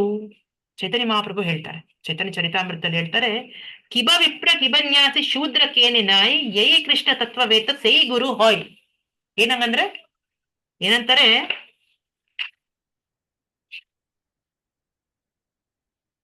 ಒಬ್ಬ ಮನುಷ್ಯನು ವಿಪ್ರನೇ ಅಥವಾ ಶೂದ್ರನೇ ಅಥವಾ ಸನ್ಯಾಸಿಯೇ ಎನ್ನುವುದು ಮುಖ್ಯವಲ್ಲ.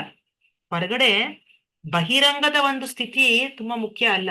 ಶೂದ್ರ ಆಗಿರ್ಬೋದು, ಅವನು ವಿಪ್ರ ಅಂದ್ರೆ ಏನೋ ತುಂಬಾ ತಿಳಿದಿರೋಂತ ವ್ಯಕ್ತಿ, ಅಥವಾ ಅವನು ಸನ್ಯಾಸಿ ಆಗಿರ್ಬೋದು, ನೋಡೋದಕ್ಕೆ ಯಾವುದೇ ವೇಷದಲ್ಲಿ ಇರ್ಬೋದು ಅವನು, ಅದ್ಯಾವುದು ಮುಖ್ಯ ಅಲ್ಲ. ಆದ್ರೆ ಕೃಷ್ಣ ವಿಜ್ಞಾನದಲ್ಲಿ ಪರಿಣತನಾಗಿದ್ದರೆ ಅವನು ಪರಿಪೂರ್ಣನಾದ ಮತ್ತು ನಿಜವಾದ ಗುರು. ಕೃಷ್ಣನ ಒಂದು ತತ್ವ ತಿಳ್ಕೊಂಡಿರ್ಬೇಕು, ಕೃಷ್ಣ ತತ್ವ ತಿಳ್ಕೊಂಡಿರ್ಬೇಕು. ಕೃಷ್ಣ ತತ್ವ ವೇತ್ತ ಸೈ ಗುರು ಹಾಯ್ ಆಯ್ತಾ. ಸೊ ಇದನ್ನ ತಿಳ್ಕೊಂಡಿದ್ರೆ, ಸೈನ್ಸ್ ಆಫ್ ಕೃಷ್ಣ ತಿಳ್ಕೊಂಡಿದ್ರೆ ಅವನು ಪರ್ಫೆಕ್ಟ್ ಗುರು ಅಂತ ಅನ್ಸ್ಕೊಂತಾನೆ. ಯಾರಾದ್ರೂ ಆಗಿರ್ಬೋದು, ಅವನು ಎಂತ ವ್ಯಕ್ತಿನೇ ಆಗಿರ್ಬೋದು, ಯಾವ ಜನ್ಮ ಬೇಕಾದ್ರೂ ಪಡೆದಿರ್ಬೋದು, ಬಟ್ ಅವನಿಗೆ ತತ್ವ ರೂಪದಾಗ ಭಗವಂತನ ಅರ್ಥ ಮಾಡ್ಕೊಂಡಿದ್ದಾನ. ಭಗವಂತ ಯಾರು? ಬ್ರಹ್ಮೇತಿ ಪರಮಾತ್ಮೇತಿ ಭಗವಾನೇತಿ ಶಬ್ದ ನಾ ತಿಳ್ಕೊಂಡ್ವಲ್ಲ. ಸೊ ಇವನ್ ಭಗವಂತ ಯಾರು? ಇವನ್ ಬರೀ ಬ್ರಹ್ಮನ್ನ, ಬರೀ ತೇಜಸ್ಸ, ಬರೀ ಪರಮಾತ್ಮ ಮಾತ್ರನಾ ಈ ಪ್ರಪಂಚದಲ್ಲಿರೋನು, ಅಥವಾ ಆಧ್ಯಾತ್ಮಿಕ ಲೋಕದಲ್ಲಿರುವಂತ ನಿಜವಾದ ಭಗವಂತನ? ನಿಜವಾದ ಭಗವಂತ ಇದಾನ? ರೈಟ್, ಇದೆಲ್ಲ ಕೃಷ್ಣ ತತ್ವ ಇದು. ಈ ತತ್ವನ ಯಾರು ಸರಿಯಾಗಿ ತಿಳ್ಕೊಂಡಿದಾರೋ ಅವನು ನಿಜವಾದ ಗುರು ಅಂತಿರುತ್ತೆ ಚೈತನ್ಯ ಮಹಾಪ್ರಭು. ಸೊ ಗುರುವಿನ ಕ್ವಾಲಿಫಿಕೇಶನ್, ಅವನ ಗುಣ ಏನಪ್ಪಾ ಅಂದ್ರೆ ಅವನು 100% ಕೃಷ್ಣ ಕಾನ್ಶಿಯಸ್ ಆಗಿರ್ತಾನೆ. 100% ಅವನು ಭಗವಂತನ ಒಂದು ಸ್ಮರಣದಲ್ಲೇ ಇರ್ತಾನೆ, ಧ್ಯಾನದಲ್ಲೇ ಇರ್ತಾನ. ಭೌತಿಕ ವಿಷಯದ ಬಗ್ಗೆ ಅವನು ತಲೆ ಕೆಡಿಸ್ಕೊಳ್ಳೋದು. ಅವನಿಗೆ ಭೌತಿಕ ಪ್ರಪಂಚದ ಏನ್ ಸಂಬಂಧ ಏನಿದೆ? ಸನ್ಯಾಸಿ ಅಂದ್ರೆ ಈಗ ಸನ್ಯಾಸಿ ಅಂದ್ರೆ ನಮ್ಮ ವರ್ಣಾಶ್ರಮದಲ್ಲಿ ಟಾಪ್ ಮೋಸ್ಟ್ ಆಶ್ರಮ, ಅದು ಶ್ರೇಷ್ಠ ಆಶ್ರಮ. ಅವನಿಗೆ ಭೌತಿಕ ಪ್ರಪಂಚದ ಜೊತೆ ಏನು ಸಂಬಂಧನೇ ಇರಬಾರ್ದು. ಬಟ್ ಆದ್ರೆ ಎಷ್ಟು ಜನ ಆತರ ಇದ್ದಾರೆ? ಎಲ್ಲಾರು ಆತರ ಇಲ್ಲ. ರೈಟ್. ಎರಡನೇದು, ಸತ್ಕರ್ಮ ನಿಪುಣೋ ವಿಪ್ರೋ ಮಂತ್ರತಂತ್ರ ವಿಶಾರದ ಅವೈಷ್ಣವೋ ಗುರುರ್ನ ಸ್ಯಾದ್ ವೈಷ್ಣವ ಸ್ವ ವಾಚೋ ಗುರುಹು. ಅಂದ್ರೆ ಇದು ತುಂಬಾ ಮುಖ್ಯವಾದಂತ ವಿಷಯ. ವೈದಿಕ ವಿದ್ಯೆ ಎಲ್ಲ ವಿಷಯಗಳಲ್ಲೂ ತಜ್ಞನಾದ ಬ್ರಾಹ್ಮಣ ವಿದ್ವಾಂಸನು ವೈಷ್ಣವನಾಗಿಲ್ಲದಿದ್ದರೆ, ಕೃಷ್ಣ ಪ್ರಜ್ಞೆಯ ವಿಜ್ಞಾನದಲ್ಲಿ ತಜ್ಞನಾಗಿಲ್ಲದಿದ್ದರೆ ಅವನು ಗುರುವಾಗಲು ಯೋಗ್ಯನಲ್ಲ. ಬರೀ ನನ್ಗೆ ಮಂತ್ರ ಗೊತ್ತಪ್ಪ, ತಂತ್ರ ಗೊತ್ತಪ್ಪ, ಆ ಪೂಜೆ ಮಾಡೋದಿಕ್ ಬರುತ್ತೆ, ಈ ಹೋಮ ಮಾಡೋದಿಕ್ ಬರುತ್ತೆ ಅಂತ ವ್ಯಕ್ತಿನ ಗುರು ಅನ್ನಕ್ಕಾಗಲ್ಲ ನಾವು. ಅದೇ ಹೇಳ್ತಾ ಇರೋದು ಶಾಸ್ತ್ರ. ಅವನೊಬ್ಬ ವೈಷ್ಣವ ಆಗಿರ್ಬೇಕು. ವೈಷ್ಣವ ಅಂದ್ರೆ ಅವನೊಬ್ಬ ಭಕ್ತ, ಶುದ್ಧ ಭಕ್ತನಾಗಿರ್ಬೇಕು. ಅಂತವನ್ನ ಮಾತ್ರ ಗುರು ಅಂತ ನಾವು ಸ್ವೀಕರಿಸ್ಬೇಕು. ನಮ್ಮ ಮನೆಗೆ ಪುರೋಹಿತರು ಬರ್ತಾರೆ, ಪೂಜೆ ಮಾಡ್ತಾರೆ, ಊದ್ಬತ್ತಿ ತಿರುಗಿಸ್ತಾರೆ, ನಮ್ಗೆ ಆ ವ್ರತ ಹೇಳ್ಕೊಡ್ತಾರೆ, ಈ ದೋಷ ಪರಿಹಾರ ಮಾಡ್ತೀವಿ ಅಂತಾರೆ, ಅಂತವರೆಲ್ಲ ಗುರುಗಳಲ್ಲ. ನಿಜವಾದ ಗುರು ಯಾರಪ್ಪ? ವೈಷ್ಣವ. ವೈಷ್ಣವ ಅಂದ್ರೆ ವಿಷ್ಣು ಭಕ್ತ. ಓಕೆ, ವಿಷ್ಣು ಅಥವಾ ಕೃಷ್ಣ, ವಿಷ್ಣು ತತ್ವ ಆಗಿರ್ಬೇಕಷ್ಟೆ. ವಿಷ್ಣುವಿನ ಭಕ್ತ ಅಂದ್ರೆ ಒಬ್ಬ ವೈಷ್ಣವ ಅನ್ಸ್ಕೊಳ್ತಾನೆ. ಓಕೆ, ಅರ್ಥ ಆಯ್ತಾ? ಇದು ಪದ್ಮಪುರಾಣದಿಂದ ಹೇಳ್ತಾ ಇರೋದು. ಸತ್ಕರ್ಮ ನಿಪುಣೋ ವಿಪ್ರೋ ಮಂತ್ರತಂತ್ರ ವಿಶಾರದ ಅವೈಷ್ಣವೋ ಗುರುರ್ನಸ್ಯ ವೈಷ್ಣವಸ್ವ ಅಚ ಗುರುಹು. ಪದ್ಮಪುರಾಣದಲ್ಲಿ ತಿಳಿಸ್ತಾ ಇರೋಂಥ ಮಾತಿದು. ಯಾರು ನಿಜವಾದ ಗುರು ಅಂದ್ರೆ ಅವನೊಬ್ಬ ವೈಷ್ಣವ ಅಥವಾ ಅವನೊಬ್ಬ ಕೃಷ್ಣ ಕಾನ್ಶಿಯಸ್ ಪರ್ಸನ್ ಆಗಿರ್ಬೇಕು, ಅವನು ಕೃಷ್ಣ ಪ್ರಜ್ಞೆದಲ್ಲಿ ಇರ್ಬೇಕು, ಅವನೊಬ್ಬ ಭಕ್ತನಾಗಿರ್ಬೇಕು. ಅಂತವನ್ ಮಾತ್ರ ವೈಷ್ಣವನ ಕತೆ, ಅಂತವನ್ನ ಮಾತ್ರ ಗುರುವಾಗಿ ಸ್ವೀಕರಿಸ್ಬೇಕು. ಅವೈಷ್ಣವನ ಯಾವುದೇ ಕಾರಣಕ್ಕೂ ಗುರುವಾಗಿ ಸ್ವೀಕರಿಸಬಾರ್ದು. ಅವನ ದಾರಿದಲ್ಲಿ ನಾವು ನಡ್ಕೊಂಡು ಹೋಗ್ಬಾರ್ದು, ಅವನ್ನ ಫಾಲೋ ಮಾಡಬಾರ್ದು.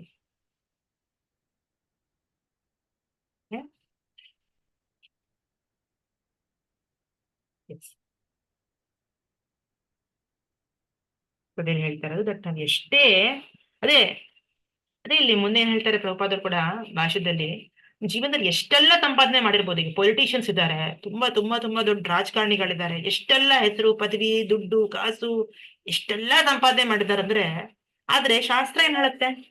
ಕ್ಷೀಣೆ ಪುಣ್ಯ ಮತ್ಯ ಲೋಕಂ ವಿಶಂತಿ. ಅಂದ್ರೆ ಒಂದು ಕ್ಷಣದಲ್ಲಿ, ಒಂದೇ ಒಂದು ಕ್ಷಣದಲ್ಲಿ ಎಲ್ಲ ಶೂನ್ಯಕ್ಕೆ ಬಂದ್ಬಿಡತ್ತಂತ. ಒಂದು ಸೆಕೆಂಡ್ ಸಾಕು. ಒಂದು ಡೆತ್ ಸ್ಟ್ರೋಕ್ ಬಂತ, ಒಂದೇ ಒಂದೊಂದು ಸಾವಿನ ಒಂದು ಕಾಲ್ ಬಂತು ಅಂದ್ರೆ ಅವ್ನಿಗೆಲ್ಲ ಝೀರೋಗ್ ಬರುತ್ತೆ. ಮತ್ತೆ ನೆಕ್ಸ್ಟ್ ಜನ್ಮದಲ್ಲಿ ಅವನು ಶುರು ಮಾಡ್ಬೇಕು. ಹಳೆ ಜನ್ಮದಲ್ಲಿ ಸರ್ ನೀವು ದೊಡ್ಡ CM ಆಗಿದ್ರಿ, ದೊಡ್ಡ PM ಆಗಿದ್ರಿ, ದೊಡ್ಡ ಮಿನಿಸ್ಟರ್ ಆಗಿದ್ರಿ ಅಂತ ಅವ್ರಿಗೆ ಯಾರು ಕೊಡೋದಿಲ್ಲ, ಅರಮನೆ ಕೊಡೋದಿಲ್ಲ, ಅಥವಾ ಅವನಿಗೆ ಸಿಂಹಾಸನ ಕೊಡೋದಿಲ್ಲ. ರೈಟ್? ಹಾಗಾಗಿ ಇದೆಲ್ಲ ಭೌತಿಕದ ಒಂದು ಪದವಿಗಳು. ಭೌತಿಕ ಪದವಿ ಎಲ್ಲಿಗೆ ತಗೊಂಡು ಹೋಗುತ್ತೆ? ನಮ್ಗೆ ಎಲ್ಲಿಗೂ ತಗೊಂಡು ಹೋಗಲ್ಲ. ಆಕ್ಚುಲಿ ಅದು ನಿಜವಾದ ಪ್ರಾಬ್ಲಮ್ ನ ಸಾಲ್ವ್ ಮಾಡೋದಕ್ಕೆ ಯಾವುದೇ ರೀತಿ ಸಹಾಯ ಮಾಡೋದಿಲ್ಲ. ಅದು ಇನ್ನು ನಮ್ಗೆ ಎಷ್ಟೊಂದ್ಸರಿ ವಿರುದ್ಧನೂ ಆಗತ್ತೆ. ಭಗವಂತನ ಹತ್ರ ಬರೋದಿಕ್ಕೆ ಅದು ವಿರುದ್ಧಕ್ಕೂ ಕಾರಣ ಆಗತ್ತೆ. ನನ್ನ ಹತ್ರ ಹೆಂಗಿದ್ರು ದುಡ್ಡು ಇದೆಯಲ್ಲ, ಯಾಕೆ ಬೇಕು ನಂಗೆ ಭಗವಂತ? ನನ್ನ ಹತ್ರ ಹೆಂಗಿದ್ರು ಜ್ಞಾನ ಇದೆಯಲ್ಲ, ಯಾಕೆ ಬೇಕು ಭಗವಂತ ಅಂತ ಎಷ್ಟು ಜನ ಬರೋದೇ ಇಲ್ಲ. ಅದು ಒಂದು ನೆಗೆಟಿವ್ ಆಕ್ಚುಲಿ ಅಲ್ವಾ?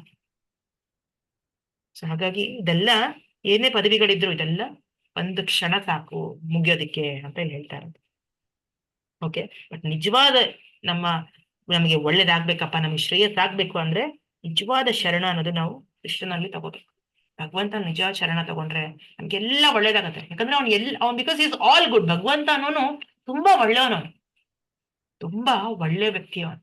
ನಮ್ಮ ಹಿತ, ನಮ್ಗೆ ಒಳ್ಳೇದೇನು, ನಮ್ಗೆ ಏನ್ ಕರೆಕ್ಟು, ನಮ್ಗೆ ಏನ್ ಜವಾಬ್ದಾರಿ, ಏನ್ ಕೊಟ್ರೆ ನಮ್ಗೆ ಒಳ್ಳೇದಾಗತ್ತೆ ಎಲ್ಲ ತಿಳಿದಿರೋನು. ಜಸ್ಟ್ ಲೈಕ್ ನಾವು ಅದ್ ಹೆಂಗ್ ಅರ್ಥ ಮಾಡ್ಕೊಳ್ಳೋದ್ರೆ, ನಾವು ಭೌತಿಕ ಪ್ರಪಂಚದಲ್ಲೂ ಈಗ ಮಕ್ಳು ತಂದೆ ತಾಯಿ ಇದ್ದಾರೆ, ತಂದೆ ತಾಯಿ ಎಷ್ಟು ಕಾಳಜಿ ವಹಿಸ್ತಾರೆ ಮಕ್ಕಳ ಬಗ್ಗೆ. ಅವ್ರಿಗೆ ಏನ್ ಕೊಡ್ಬೇಕು, ಅವ್ರಿಗೆ ಏನ್ ತಿನ್ಸ್ಬೇಕು, ಅವ್ರಿಗೆ ಐಸ್ ಕ್ರೀಮ್ ಕೊಡ್ಬೇಕಾ ಅಥವಾ ಇನ್ನೇನಾದ್ರು ಸ್ನಾಕ್ಸ್ ಕೊಡ್ಬೇಕಾ, ಬಿಸ್ಕೆಟ್ ಕೊಡ್ಬೇಕಾ, ಎಲ್ಲ ಯೋಚನೆ ಮಾಡ್ತೀವಿ. ಅವ್ರಿಗೆ ಹುಷಾರಿಲ್ಲ ಅಂತ ಅನ್ಕೊಳ್ಳೋಣ, ಹುಷಾರಿಲ್ಲ ಟೈಮಲ್ಲಿ ನಾವು ಕೊಡ್ತೀವಿ, ಐಸ್ ಕ್ರೀಮ್ ಕೊಡ್ತೀವಿ ಅವ್ರಿಗೆ, ಕೋಲ್ಡ್ ಐಟಮ್ಸ್ ಕೊಡ್ತೀವಿ ಅವ್ರಿಗೆ, ಅಥವಾ ತಿನ್ಬಾರ್ದದ್ ನಾವು ಕೊಡ್ತೀವ? ಕೊಡೋದಿಲ್ಲ ಅಲ್ವಾ? ಯಾರು ಕೊಡ್ತಾ ಇದ್ರೆ ನಾವು ನಿಲ್ಲಿಸ್ತೀವಿ, ಇಲ್ಲ ಅವ್ನು ಇನ್ನೂ ಹೆಲ್ತ್ ಹಾಳಾಗತ್ತೆ ಅಂತೀವಿ. ಅಂದ್ರೆ ಅವ್ನು ಕೊಡ್ತಾ ಇರೋನ್ ಒಳ್ಳೆಯವನ ಅಥವಾ ಇವನು ಕೊಡಬಾರ್ದು ಅಂತಿರೋನ್ ಒಳ್ಳೆಯವನ? ನೀವ್ ಹೇಳಿ, ಯಾರು ಕೇಳಿಸ್ಕೊಂತ ಇದ್ದೀರಾ? ಗಮನ ಕೊಟ್ಟು ಅವ್ರಿಗೆ ಹೇಳ್ಬೋದು. ಯಾರು ಐಸ್ ಕ್ರೀಮ್ ಕೊಡಿಸ್ತಾ ಇದ್ರ ಅವ್ರು ಒಳ್ಳೆಯವರ? ಯಾರು ಐಸ್ ಕ್ರೀಮ್ ಕೊಡೋದು ಬೇಡ ಅಂತಿದಾರ ಅವ್ರು ಒಳ್ಳೆಯವರ? ಕೊಡು ಬೇಡ ಅನ್ನೋರು ಒಳ್ಳೆಯವರು ಮಾತಾಜಿ. ಅಲ್ವಾ? ಯಾಕೆ ಮಾತಾಜಿ? ಅವರು ಹೆಲ್ತ್ ಹೆಂಗಿರೋದು ಅವ್ರಿಗೆ ಗೊತ್ತಿರುತ್ತೆ, ಅವ್ರ ತಾಯಿ ತಂದೆಗೆ ಗೊತ್ತಿರುತ್ತೆ ಅಲ್ವಾ? ಎಸ್ ಮಾತಾಜಿ. ಅಂದ್ರೆ ಅವರು ಪೂರ್ತಿ ಜವಾಬ್ದಾರಿ ತಗೊಂಡಿದಾರಲ್ವಾ? ಜವಾಬ್ದಾರಿ, ಹೌದು. ಪೂರ್ತಿ ಜವಾಬ್ದಾರಿ. ಸ್ವಲ್ಪ ಮೇಲಲ್ಲ, ಏನೋ ಕ್ಷಣಿಕ ಅಲ್ಲ ಅಲ್ವಾ? ಕ್ಷಣಿಕಕ್ಕೆ ಕೊಟ್ಬಿಡೋಣ, ನಿನ್ನ ಸಂತೋಷ ಪಡಿಸೋಣ ಅನ್ನೋದು ಭಗವಂತನ ಉದ್ದೇಶ ಅಲ್ಲ. ಅದೇ ವ್ಯತ್ಯಾಸ ಭಗವಂತನಿಗೂ. ಮತ್ತೆ ನಾವು ಬೇರೆಯವ್ರ ಹತ್ರ ಹೋದ್ರೆ, ಬೇರೆಯವ್ರಂದ್ರೆ ಯಾರು ದೇವತೆಗಳಾಗಿರ್ಬೋದು ಅಥವಾ ಇನ್ಯಾರ ಹತ್ರ ಹೋಗಿ ನಮ್ಗೆ ಏನಾದ್ರು ಸಿಗ್ಬಹುದು, ಕ್ಷಣಿಕ ಲಾಭ ಸಿಗ್ಬಹುದು, ಕ್ಷಣಿಕ ಫಲಿತ ಸಿಗ್ಬಹುದು. ಆದ್ರೆ ಆ ಮಗು ಕೊಡ್ತಾ ಇರೋಂಥ ಐಸ್ ಕ್ರೀಮ್ ಏನಿದಾರೋ ಆ ಅಂಕಲ್ಗೋ ಅಥವಾ ಆ ಆಂಟಿಗೋ ಸಮಾನ ಅಷ್ಟೆ. ಕ್ಷಣಿಕವಾಗಿ ನಂಗೆ ತುಂಬಾ ಸಂತೋಷ ಸಿಕ್ಬಿಡ್ತು, ಇವಾಗ ಐಸ್ ಕ್ರೀಮ್ ತಿಂತಾ ಇದೀನಿ, ಒಳ್ಳೆ ಮಜಾ ಬರ್ತಾ ಇದೆ. ಆದ್ರೆ ಅದಾದ್ಮೇಲೆ ಆರೋಗ್ಯ ಹಾಳಾಗತ್ತೆ, ಇನ್ನೂ ಹದಗೆಡತ್ತೆ ಅಲ್ವಾ? ಇನ್ನೂ ಎಷ್ಟೆಲ್ಲ ನಷ್ಟ ಅನುಭವಿಸ್ಬೇಕಾಗತ್ತೆ ಅಲ್ವಾ? ಆತರ. ವೆರಿ 9ನೇ ಶ್ಲೋಕ. ಸಂಜಯ ಉವಾಚ ಏವ ಮುಕ್ತ್ವಾ ಹೃಷೀಕೇಶಂ ಗುಡಾಕೇಶ ಪರಂತಪಃ ನ ಯೋತ್ಸ್ಯ ಇತಿ ಗೋವಿಂದಂ ಉಕ್ತ್ವಾ ತುಷ್ಣಿಂ ಬಭೂವಃ. ಏನಂತಿದ್ದಾರೆ ಇಲ್ಲಿ? ಅನುವಾದ ಇರುತ್ತೀರಾ ಅರಿಬೋಲ್? ಓದ್ಲಾ 9ನೇ ಮಾತಾಜಿ? ಶ್ಲೋಕ. ಎಸ್ ಮಾತಾಜಿ. ಲಾಸ್ಟ್ 10 minutes ಸಂಜಯನ ನುಡಿದನು, ಶತ್ರುಗಳನ್ನು ನಿಗ್ರಹಿಸಬಲ್ಲ ಅರ್ಜುನನು ಈ ಪ್ರಕಾರ ಕೃಷ್ಣನಿಗೆ ತಿಳಿಸಿ, ಗೋವಿಂದ, ನಾನು ಯುದ್ಧ ಮಾಡುವುದಿಲ್ಲ ಎಂದು ಹೇಳಿ ಮೌನ ತಾಳಿದನು. ಹರೇ ಕೃಷ್ಣ ಮಾತಾಜಿ. ಹರೇ ಕೃಷ್ಣ. ಎಸ್ ಮಾತಾಜಿ. ಈಗ ಅರ್ಜುನ ಏನ್ ಹೇಳ್ತಿದ್ದಾನೆ ಧೃತರಾಷ್ಟ್ರನ ಹತ್ರ? ಇವಾಗ ಅರ್ಜುನ ಸಂಜಯನ ಹೇಳ್ತಿದ್ದಾನೆ ಧೃತರಾಷ್ಟ್ರನ ಹತ್ರ, ಅರ್ಜುನ ಯುದ್ಧ ಮಾಡೋದಿಲ್ಲ ಅಂತ ಹೇಳ್ತಿದ್ದಾನೆ. ಅದನ್ನ ಕೇಳಿ ತುಂಬಾ ಖುಷಿ ಆಗ್ತದೆ ಧೃತರಾಷ್ಟ್ರನಿಗೆ. ಓಹೋ, ಅರ್ಜುನನೇ ಇವಾಗ ಏನಪ್ಪಾ ಬಿಟ್ಬಿಟ್ಟು ಹೊಟ್ಟೋಗ್ತದಾನೆ, ಇವಾಗ ಗೆಲ್ಲು ನಮ್ಗೆ ಆಗತ್ತೆ, ಓಹೋ ತುಂಬಾ ಖುಷಿ ಪಡ್ತಿದ್ದ ಧೃತರಾಷ್ಟ್ರ. ಆದ್ರೆ ಅದೇ ಸಮಯದಲ್ಲಿ ಸಂಜಯ ಏನ್ ಹೇಳ್ತಾನೆ, ಅವನು ಪರಂತಪ, ಅವನು ಏನ್ ಬೇಕಾದ್ರೆ ಈಸಿಯಾಗಿ ಗೆದ್ದು ಬಿಡ್ಬೋದು ಅವನು ವೈರಿಗಳನ್ನ. ಅದ್ರ ಜೊತೆಗೆ ಅವನಿಗೇನ್ ಈ ಒಂದು ಹೃದಯದ ದೌರ್ಬಲ್ಯದಿಂದ ಅವ್ನು ಯುದ್ಧ ಮಾಡೋದಕ್ಕೆ ಆಗ್ತಾ ಇಲ್ಲ ಅಂತ ಕಷ್ಟ ಪಡ್ತಾ ಇದ್ದಾನು ಅರ್ಜುನ. ಅದು ಇಮಿಡಿಯೇಟ್ ಆಗಿ ಹೋಗ್ಲಾಡ್ಸ್ಬಿಡ್ತಾನೆ. ಯಾಕಂದ್ರೆ ಅವ್ನು ಶರಣಾಗತಿ ಆಗ್ರೆ ಪಡೆದಾಯ್ತಾನು. ಯಾರ ಹತ್ರ? ಕೃಷ್ಣನ ಹತ್ರ ಪಡೆದಾಗ ಹೋಗಿದ್ರೆ ಇಮ್ಮಿಡಿಯೇಟ್ ಆಗಿ ಅವನ ಒಂದು ಬೇಜಾರು, ನೋವು, ಏನೋ ಅನ್ನೊಂದು ಗೊಂದಲದಲ್ಲಿ ಸಿಗಾಕೊಂಡಿದ್ದಾನೋ ಅದನ್ನ ಪರಿಹರಿಸ್ಕೊಂಡ್ಬಿಡ್ತಾನೆ. ಸೊ ಜಾಸ್ತಿ ಸಮಯವರೆಗೂ ಸಂತೋಷ ಪಡಬೇಡ ಅಂತಿದ್ದಾನೆ ಸಂಜಯ ಧೃತರಾಷ್ಟ್ರನಿಗೆ. ಅದೇ ಹೇಳ್ತಾ ಇರೋದು. ಸೊ ನಾವು ಪೂರ್ತಿಯಾಗಿ ನಮ್ಮ ಒಂದು ಬೇಜಾರು ಅಥವಾ ಈ ಒಂದು ಫ್ಯಾಮಿಲಿ ಅಫೆಕ್ಷನ್ ಅಲ್ವಾ, ಈ ಫ್ಯಾಮಿಲಿ ಅಫೆಕ್ಷನ್ ಅದರಿಂದ ಬರುತ್ತೆ. ಈ ಚರ್ಮದ ರೋಗ ಅಂತ ಹೋಲಿಸ್ತಾರೆ. ಈಗ ಚರ್ಮದ ರೋಗ ಅಂದ್ರೆ ಏನು? ಚರ್ಮದಿಂದ ನಮಗೆ ಸಂಬಂಧ ಇದೆ ಅಲ್ವಾ, ಚರ್ಮದಿಂದ ಅಲ್ವಾ, ಮೈಥುನದಿಂದ ನಮ್ಗೆಲ್ಲ ಮಕ್ಕಳು ಹುಡ್ತಾರೆ, ಅವ್ರ ಮಕ್ಕಳು ಹುಡ್ತಾರೆ. ಅವ್ದು ನೋಡಿ ನಮ್ಗೆ ತುಂಬಾ ಮೋಹಿತರಾಗ್ಬಿಡ್ತೀವಿ ಅಲ್ವಾ. ಸೊ ಆ ಒಂದು ಬೇಜಾರ, ಒಂದು ಗೊಂದಲದಿಂದ ನಾವು ಹೊರಗೆ ಬರ್ಬೇಕಂದ್ರೆ ಆ ಭಗವಂತನ ಒಂದು ಪರ್ಫೆಕ್ಟ್ ನಾಲೆಜ್ ಪಡಿಬೇಕು, ಪರ್ಫೆಕ್ಟ್ ಜ್ಞಾನ, ಪರಿಪೂರ್ಣ ಜ್ಞಾನ ಪಡಿಬೇಕು. ಪರಿಪೂರ್ಣ ಜ್ಞಾನದಿಂದ ನಮಗೆ ತಿಳಿಯುತ್ತೆ ಏನ್ ಸರಿ ಏನ್ ತಪ್ಪು. ಅದಕ್ಕೆ ಆತ್ಮ ಸಾಕ್ಷಾತ್ಕಾರ ಅಂತ ಕರೆಯೋದು. ಅದು ನಿಜವಾದ ಸಾಕ್ಷಾತ್ಕಾರ, ರೈಟ್? ಆತ್ಮ ಸಾಕ್ಷಾತ್ಕಾರ ಅಂದ್ರೆ ಏನು? ಆತ್ಮ ಸಾಕ್ಷಾತ್ಕಾರ ಅಂದ್ರೆ ಏನರ್ಥ? ನಾವ್ ಯಾರು, ನಮ್ಗೇನ್ ಸಂಬಂಧ ಇದೆ ಪ್ರಪಂಚ ಜೊತೆ ಅಲ್ವಾ, ನಮ್ಗೆ ನಿಜವಾದ ಸಂಬಂಧ ಇರೋದು ಭಗವಂತನ ಜೊತೆ ಅನ್ನೋದು ಅರಿವಾಗೋದು. ಈ ಭೌತಿಕ ಪ್ರಪಂಚ ಅಥವಾ ಭೌತಿಕ ಪ್ರಪಂಚದ ವ್ಯಕ್ತಿಗಳ ಜೊತೆ ಇರೋದು ನನಗೆ ಟೆಂಪರರಿ ಸಂಬಂಧ, ತಾತ್ಕಾಲಿಕ ಸಂಬಂಧ ಅಷ್ಟೇ. ಈ ಚರ್ಮದಿಂದ ಸಂಬಂಧ ಇದೆ ಅಷ್ಟೇ. ಈ ಶರೀರನೇ ಒಂದು ನಶ್ವರ. ಸೊ ಶರೀರಕ್ಕೆ ಸಂಬಂಧಪಟ್ಟಿರೋಂಥ ವ್ಯಕ್ತಿಗಳು ಕೂಡ ನಶ್ವರ. ಸೊ ನಿಜವಾದ ಸಂಬಂಧ ನನಗಿರೋದು ಯಾರ ಹತ್ರ? ಆ ಭಗವಂತನ ಜೊತೆ ಇರೋದು. ಇದು ನಿಜವಾದ ಸಾಕ್ಷಾತ್ಕಾರ, ಇದು ಆತ್ಮ ಸಾಕ್ಷಾತ್ಕಾರ. ಸೊ ಇದನ್ನ ನಾವು ಈಸಿಯಾಗಿ ಹೋಗ್ಲಾಡ್ಸ್ಕೋಬಹುದು ಯಾವಾಗ ಭಗವಂತನ ಶರಣ ಪಡಿತೀವಿ. ಆ ಭಗವಂತನ ಶರಣ ಪಡೆಯೋದು ತುಂಬಾ ಮುಖ್ಯ. ಅರ್ಜುನ ಅಂತಾನೆ ಶರಣ ಪಡೆದಿದ್ದಾರೆ, ಅಷ್ಟು ದೊಡ್ಡ ಗ್ರೇಟ್ ವ್ಯಕ್ತಿ. ನಾವು ಅವನಕ್ಕಿಂತ ಗ್ರೇಟ ಅಲ್ಲ, ನಾವು ಅವನಕ್ಕಿಂತ ಗ್ರೇಟ್ ಅಲ್ಲ ಆಕ್ಚುಲಿ. ಹಾಗಾಗಿ ನಾವು ಖಂಡಿತವಾಗ್ಲೂ ಅವ್ನು ಶರಣ ಪಡೆದ್ರೆ ಭಗವಂತ ನಮ್ಗೆ ಎಲ್ಲ ಜ್ಞಾನ ಕೊಡ್ತಾನೆ, ನಮ್ಮಲ್ಲಿರೋ ಎಲ್ಲ ತೊಂದರೆಗಳನ್ನ ತಗಸ್ತಾನೆ, ಎಲ್ಲ ಗೊಂದಲದಿಂದ ನಮ್ಮನ್ನ ದೂರ ಮಾಡ್ತಾನೆ, ನಮ್ಗೆ ಏನ್ ಬೇಕೋ ಅದು ಕೊಡ್ತಾನ, ನಮ್ಗೆ ದಾರಿ ತೋರಿಸ್ತಾನ, ಅವನೇ ನಮ್ಗೆ ದಾರಿ ದೀಪ ಆಗ್ತಾನೆ. 8ನೇ ಶ್ಲೋಕ ನೋಡ್ಬಿಟ್ಟು ಇವತ್ತು ಸ್ಟಾಪ್ ಮಾಡಿ. ತಂ ಉವಾಚ ಋಷಿಕೇಶಃ ಪ್ರಹಸನ್ ಇವ ಭಾರತ ಸೇನಯೋರುಭಯೋರ್ಮಧ್ಯೆ ವಿಷೀದಂತಂ ಇದಂ ವಚಃ. ಹರೇ ಕೃಷ್ಣ. ಅನುವಾದ ಓದ್ತೀರಾ 10ನೇ ಶ್ಲೋಕ? ಓದ್ಲ ಮಾತಾಜಿ. ಗೀತಾ ಮಾತಾಜಿ ಓದಿ. ಹರಿಬೋಲ್. ಅನುವಾದ.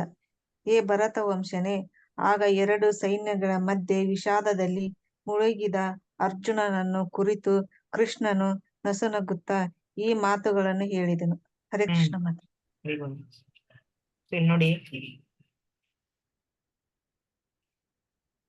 ಅದೇ ಹೇಳ್ತಾರೆ ನೋಡಿ, ಭಗವದ್ಗೀತೆ ಅನ್ನೋದಿರೋದು ಆಕ್ಚುಲಿ ಯಾವುದೇ ಒಂದು ವ್ಯಕ್ತಿ ಅಥವಾ ಈ ಸಮಾಜ ಅಥವಾ ಈ ಗ್ರೂಪ್ಗೆ, ಬರೀ ಭಾರತ ದೇಶದವ್ರಿಗೆ ಅಂತ ಇಲ್ಲ. ಈ ಭಗವದ್ಗೀತೆ ಜ್ಞಾನ ಅನ್ನೋದು ಎಲ್ಲರಿಗೂ ಇರೋದು. ಇವಾಗ ಏನು ಯಾತಕ್ಕೆ ನಗ್ತಾ ಇದ್ದಾನೆ ಭಗವಂತ ಅಂದ್ರೆ, ಅರ್ಜುನ ಅನ್ನೋನು ಏನು ಇಷ್ಟೆಲ್ಲ ಒಂದು ನೋವಲ್ಲಿದ್ದಾನು, ಇಷ್ಟೆಲ್ಲ ಒಂದು ಹತ್ಯದಲ್ಲಿದ್ದಾನು, ಪರಿಸ್ಥಿತಿಯಲ್ಲಿದ್ದಾನು, ಅಂತ ವ್ಯಕ್ತಿ ಅವನಾಗೆ ಖುದ್ದಾಗಿ ಆಯ್ಕೆ ಮಾಡ್ಕೊಂಡ ಒಂದು ಶಿಷ್ಯನಾಗಕ್ಕೆ. ಈಗ ಅವನೇ ಖುದ್ದಾಗಿ ಆಯ್ಕೆ ಮಾಡ್ಕೊಂಡ ಶಿಷ್ಯ ಆಗೋದು ಅಂದ್ರೆ ತುಂಬಾ ದೊಡ್ಡ ವಿಷಯ. ನಾನು ನಿನ್ ಶಿಷ್ಯನಾಗ್ತೀನಪ್ಪ ಭಗವಂತ, ನೀ ನನ್ನ ಗುರು ಅಂತ ನಾನು ಸ್ವೀಕರಿಸ್ತೀನಿ, ನಿನ್ನ ಆದೇಶನ ನಾನು ಪಾಲಿಸ್ತೀನಿ ಅಂತ ಒಂದು ಹೆಜ್ಜೆ ತಗೊಂಡಿದಾರಲ್ಲ ಅರ್ಜುನ, ತುಂಬಾ ದೊಡ್ಡ ವಿಷಯ. ಅದಕ್ಕೆ ಕೃಷ್ಣ ನಗ್ತಾ ಇರುತ್ತೆ.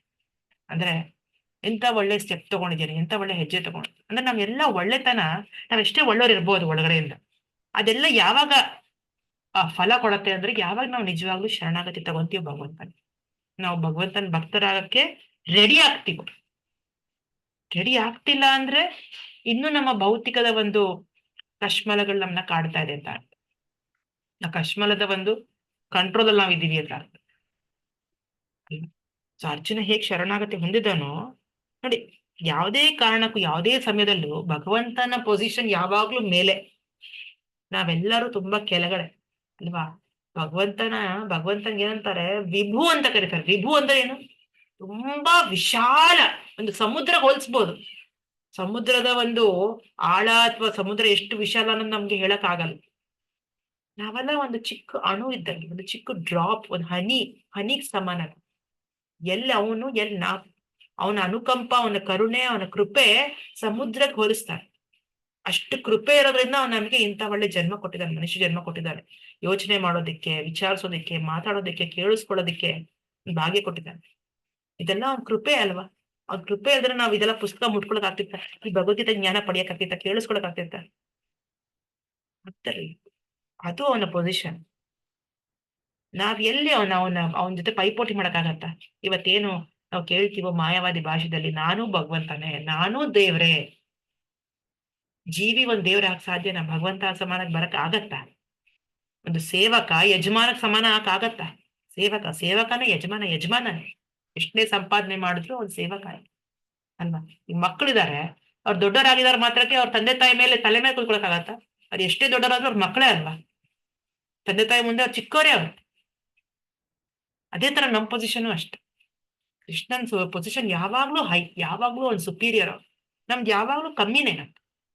ಸೊ ಅದೇ ಇಲ್ಲಿ ಅರ್ಜುನ ತೋರಿಸ್ತಾ ಇರೋದು ನಮ್ಗೆ. ಸೊ ಬಟ್ ಭಗವಂತ ಅವನ ಭಕ್ತಾದಿಗಳಿಗೋಸ್ಕರ ಅವನೇ ಸ್ನೇಹಿತನಾಗೋ ಸ್ವೀಕರಿಸ್ತಾನೆ, ಅಥವಾ ಅವ್ನ ಪ್ರಿಯತಮನಾಗಿ ಸ್ವೀಕರಿಸ್ತಾನೆ, ಅಥವಾ ಅವನ ತಂದೆ ತಾಯಿಯಾಗಿ ರೆಡಿ ಆಗ್ತಾನೆ. ಇದೆಲ್ಲ ನಾವು 5 ಸಂಬಂಧಗಳು ನೋಡಿದೀವೋ, ದಾಸ್ಯ, ಸಾಕ್ಯ, ವಾತ್ಸಲ್ಯ, ಮಾಧುರ್ಯ, ಎಲ್ಲ ಅವ್ನು ಸ್ವೀಕರಿಸ್ತಾನೆ ಅವ್ನ ಭಕ್ತಾದಿಗಳಿಗೋಸ್ಕರ. ಓಕೆ. ಸೊ ಈ ಭಗವದ್ಗೀತೆ ಅನ್ನೋದು ಏನು ಮಾತುಕತೆ ಇದೆಯೋ, ಇವಾಗ ಈ ಚರ್ಚೆ ಏನ್ ನಡೀತಾ ಇದೆಯೋ, ಇದು ಎಲ್ರೂ ಕೇಳಿಸ್ಕೊಳ್ತಾ ಇದ್ದಾರೆ. ಬರೀ ಅರ್ಜುನಂಗ್ ಮಾತ್ರ ಹೇಳ್ತಾ ಇಲ್ಲ ಕೃಷ್ಣ. ಈ ಭಗವದ್ಗೀತೆ ರಣರಂಗದಲ್ಲಿ ನಡೀತಾ ಇದೆ, ಯುದ್ಧ ಭೂಮಿನಲ್ಲಿ. ಪ್ರತಿಯೊಬ್ರು ಕೇಳಿಸ್ಕೊಳಕ್ಕಾಗುತ್ತೆ. ಎಲ್ರಿಗೋಸ್ಕರ ಈ ನಾಲೆಜ್, ಇನ್ಫಾರ್ಮೇಶನ್ ಕೊಡ್ತಾ ಇರೋದು ಕೃಷ್ಣ. ಹೆಂಗೆ ನಾವು ನಮ್ಮ ಗೊಂದಲದಿಂದ, ನಮ್ಮ ಭೌತಿಕದ ಒಂದು ಕಶ್ಮಲದಿಂದ, ನಮ್ಮ ಮಾಲಿನ್ಯದಿಂದ ನಾವು ಹೆಂಗೆ ಹೊರಗೆ ಬರ್ಬೋದು, ಏನದಿಕ್ ದಾರಿ ಏನು ಅನ್ನೋದು ಇವಾಗ ಕೃಷ್ಣ ಹೇಳ್ತಾನೆ. ಓಕೆ, ನಾಳೆ ಕಂಟಿನ್ಯೂ ಮಾಡೋಣ. ಇದನ್ನ ಇಲ್ಲಿಗೆ ಸ್ಟಾಪ್ ಮಾಡೋಣ. ಇದನ್ನ ಪ್ರಶ್ನೆ ತಗೋಬಹುದು. ಹರೇ ಕೃಷ್ಣ.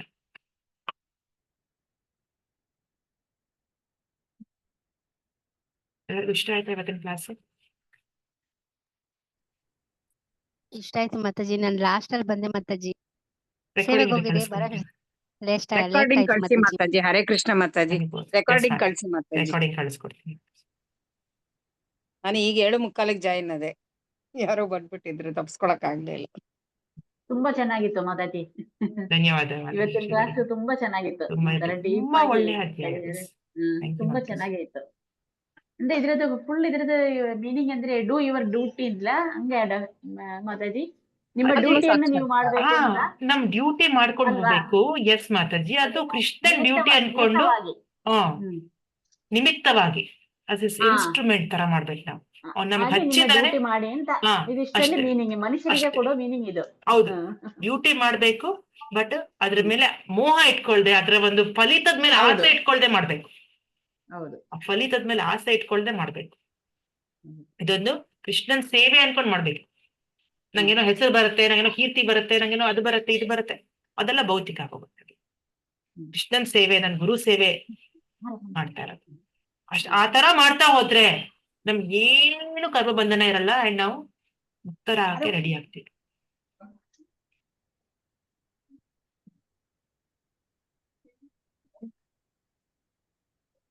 ಸ್ಟಾಪ್ ಮಾಡೋಣ.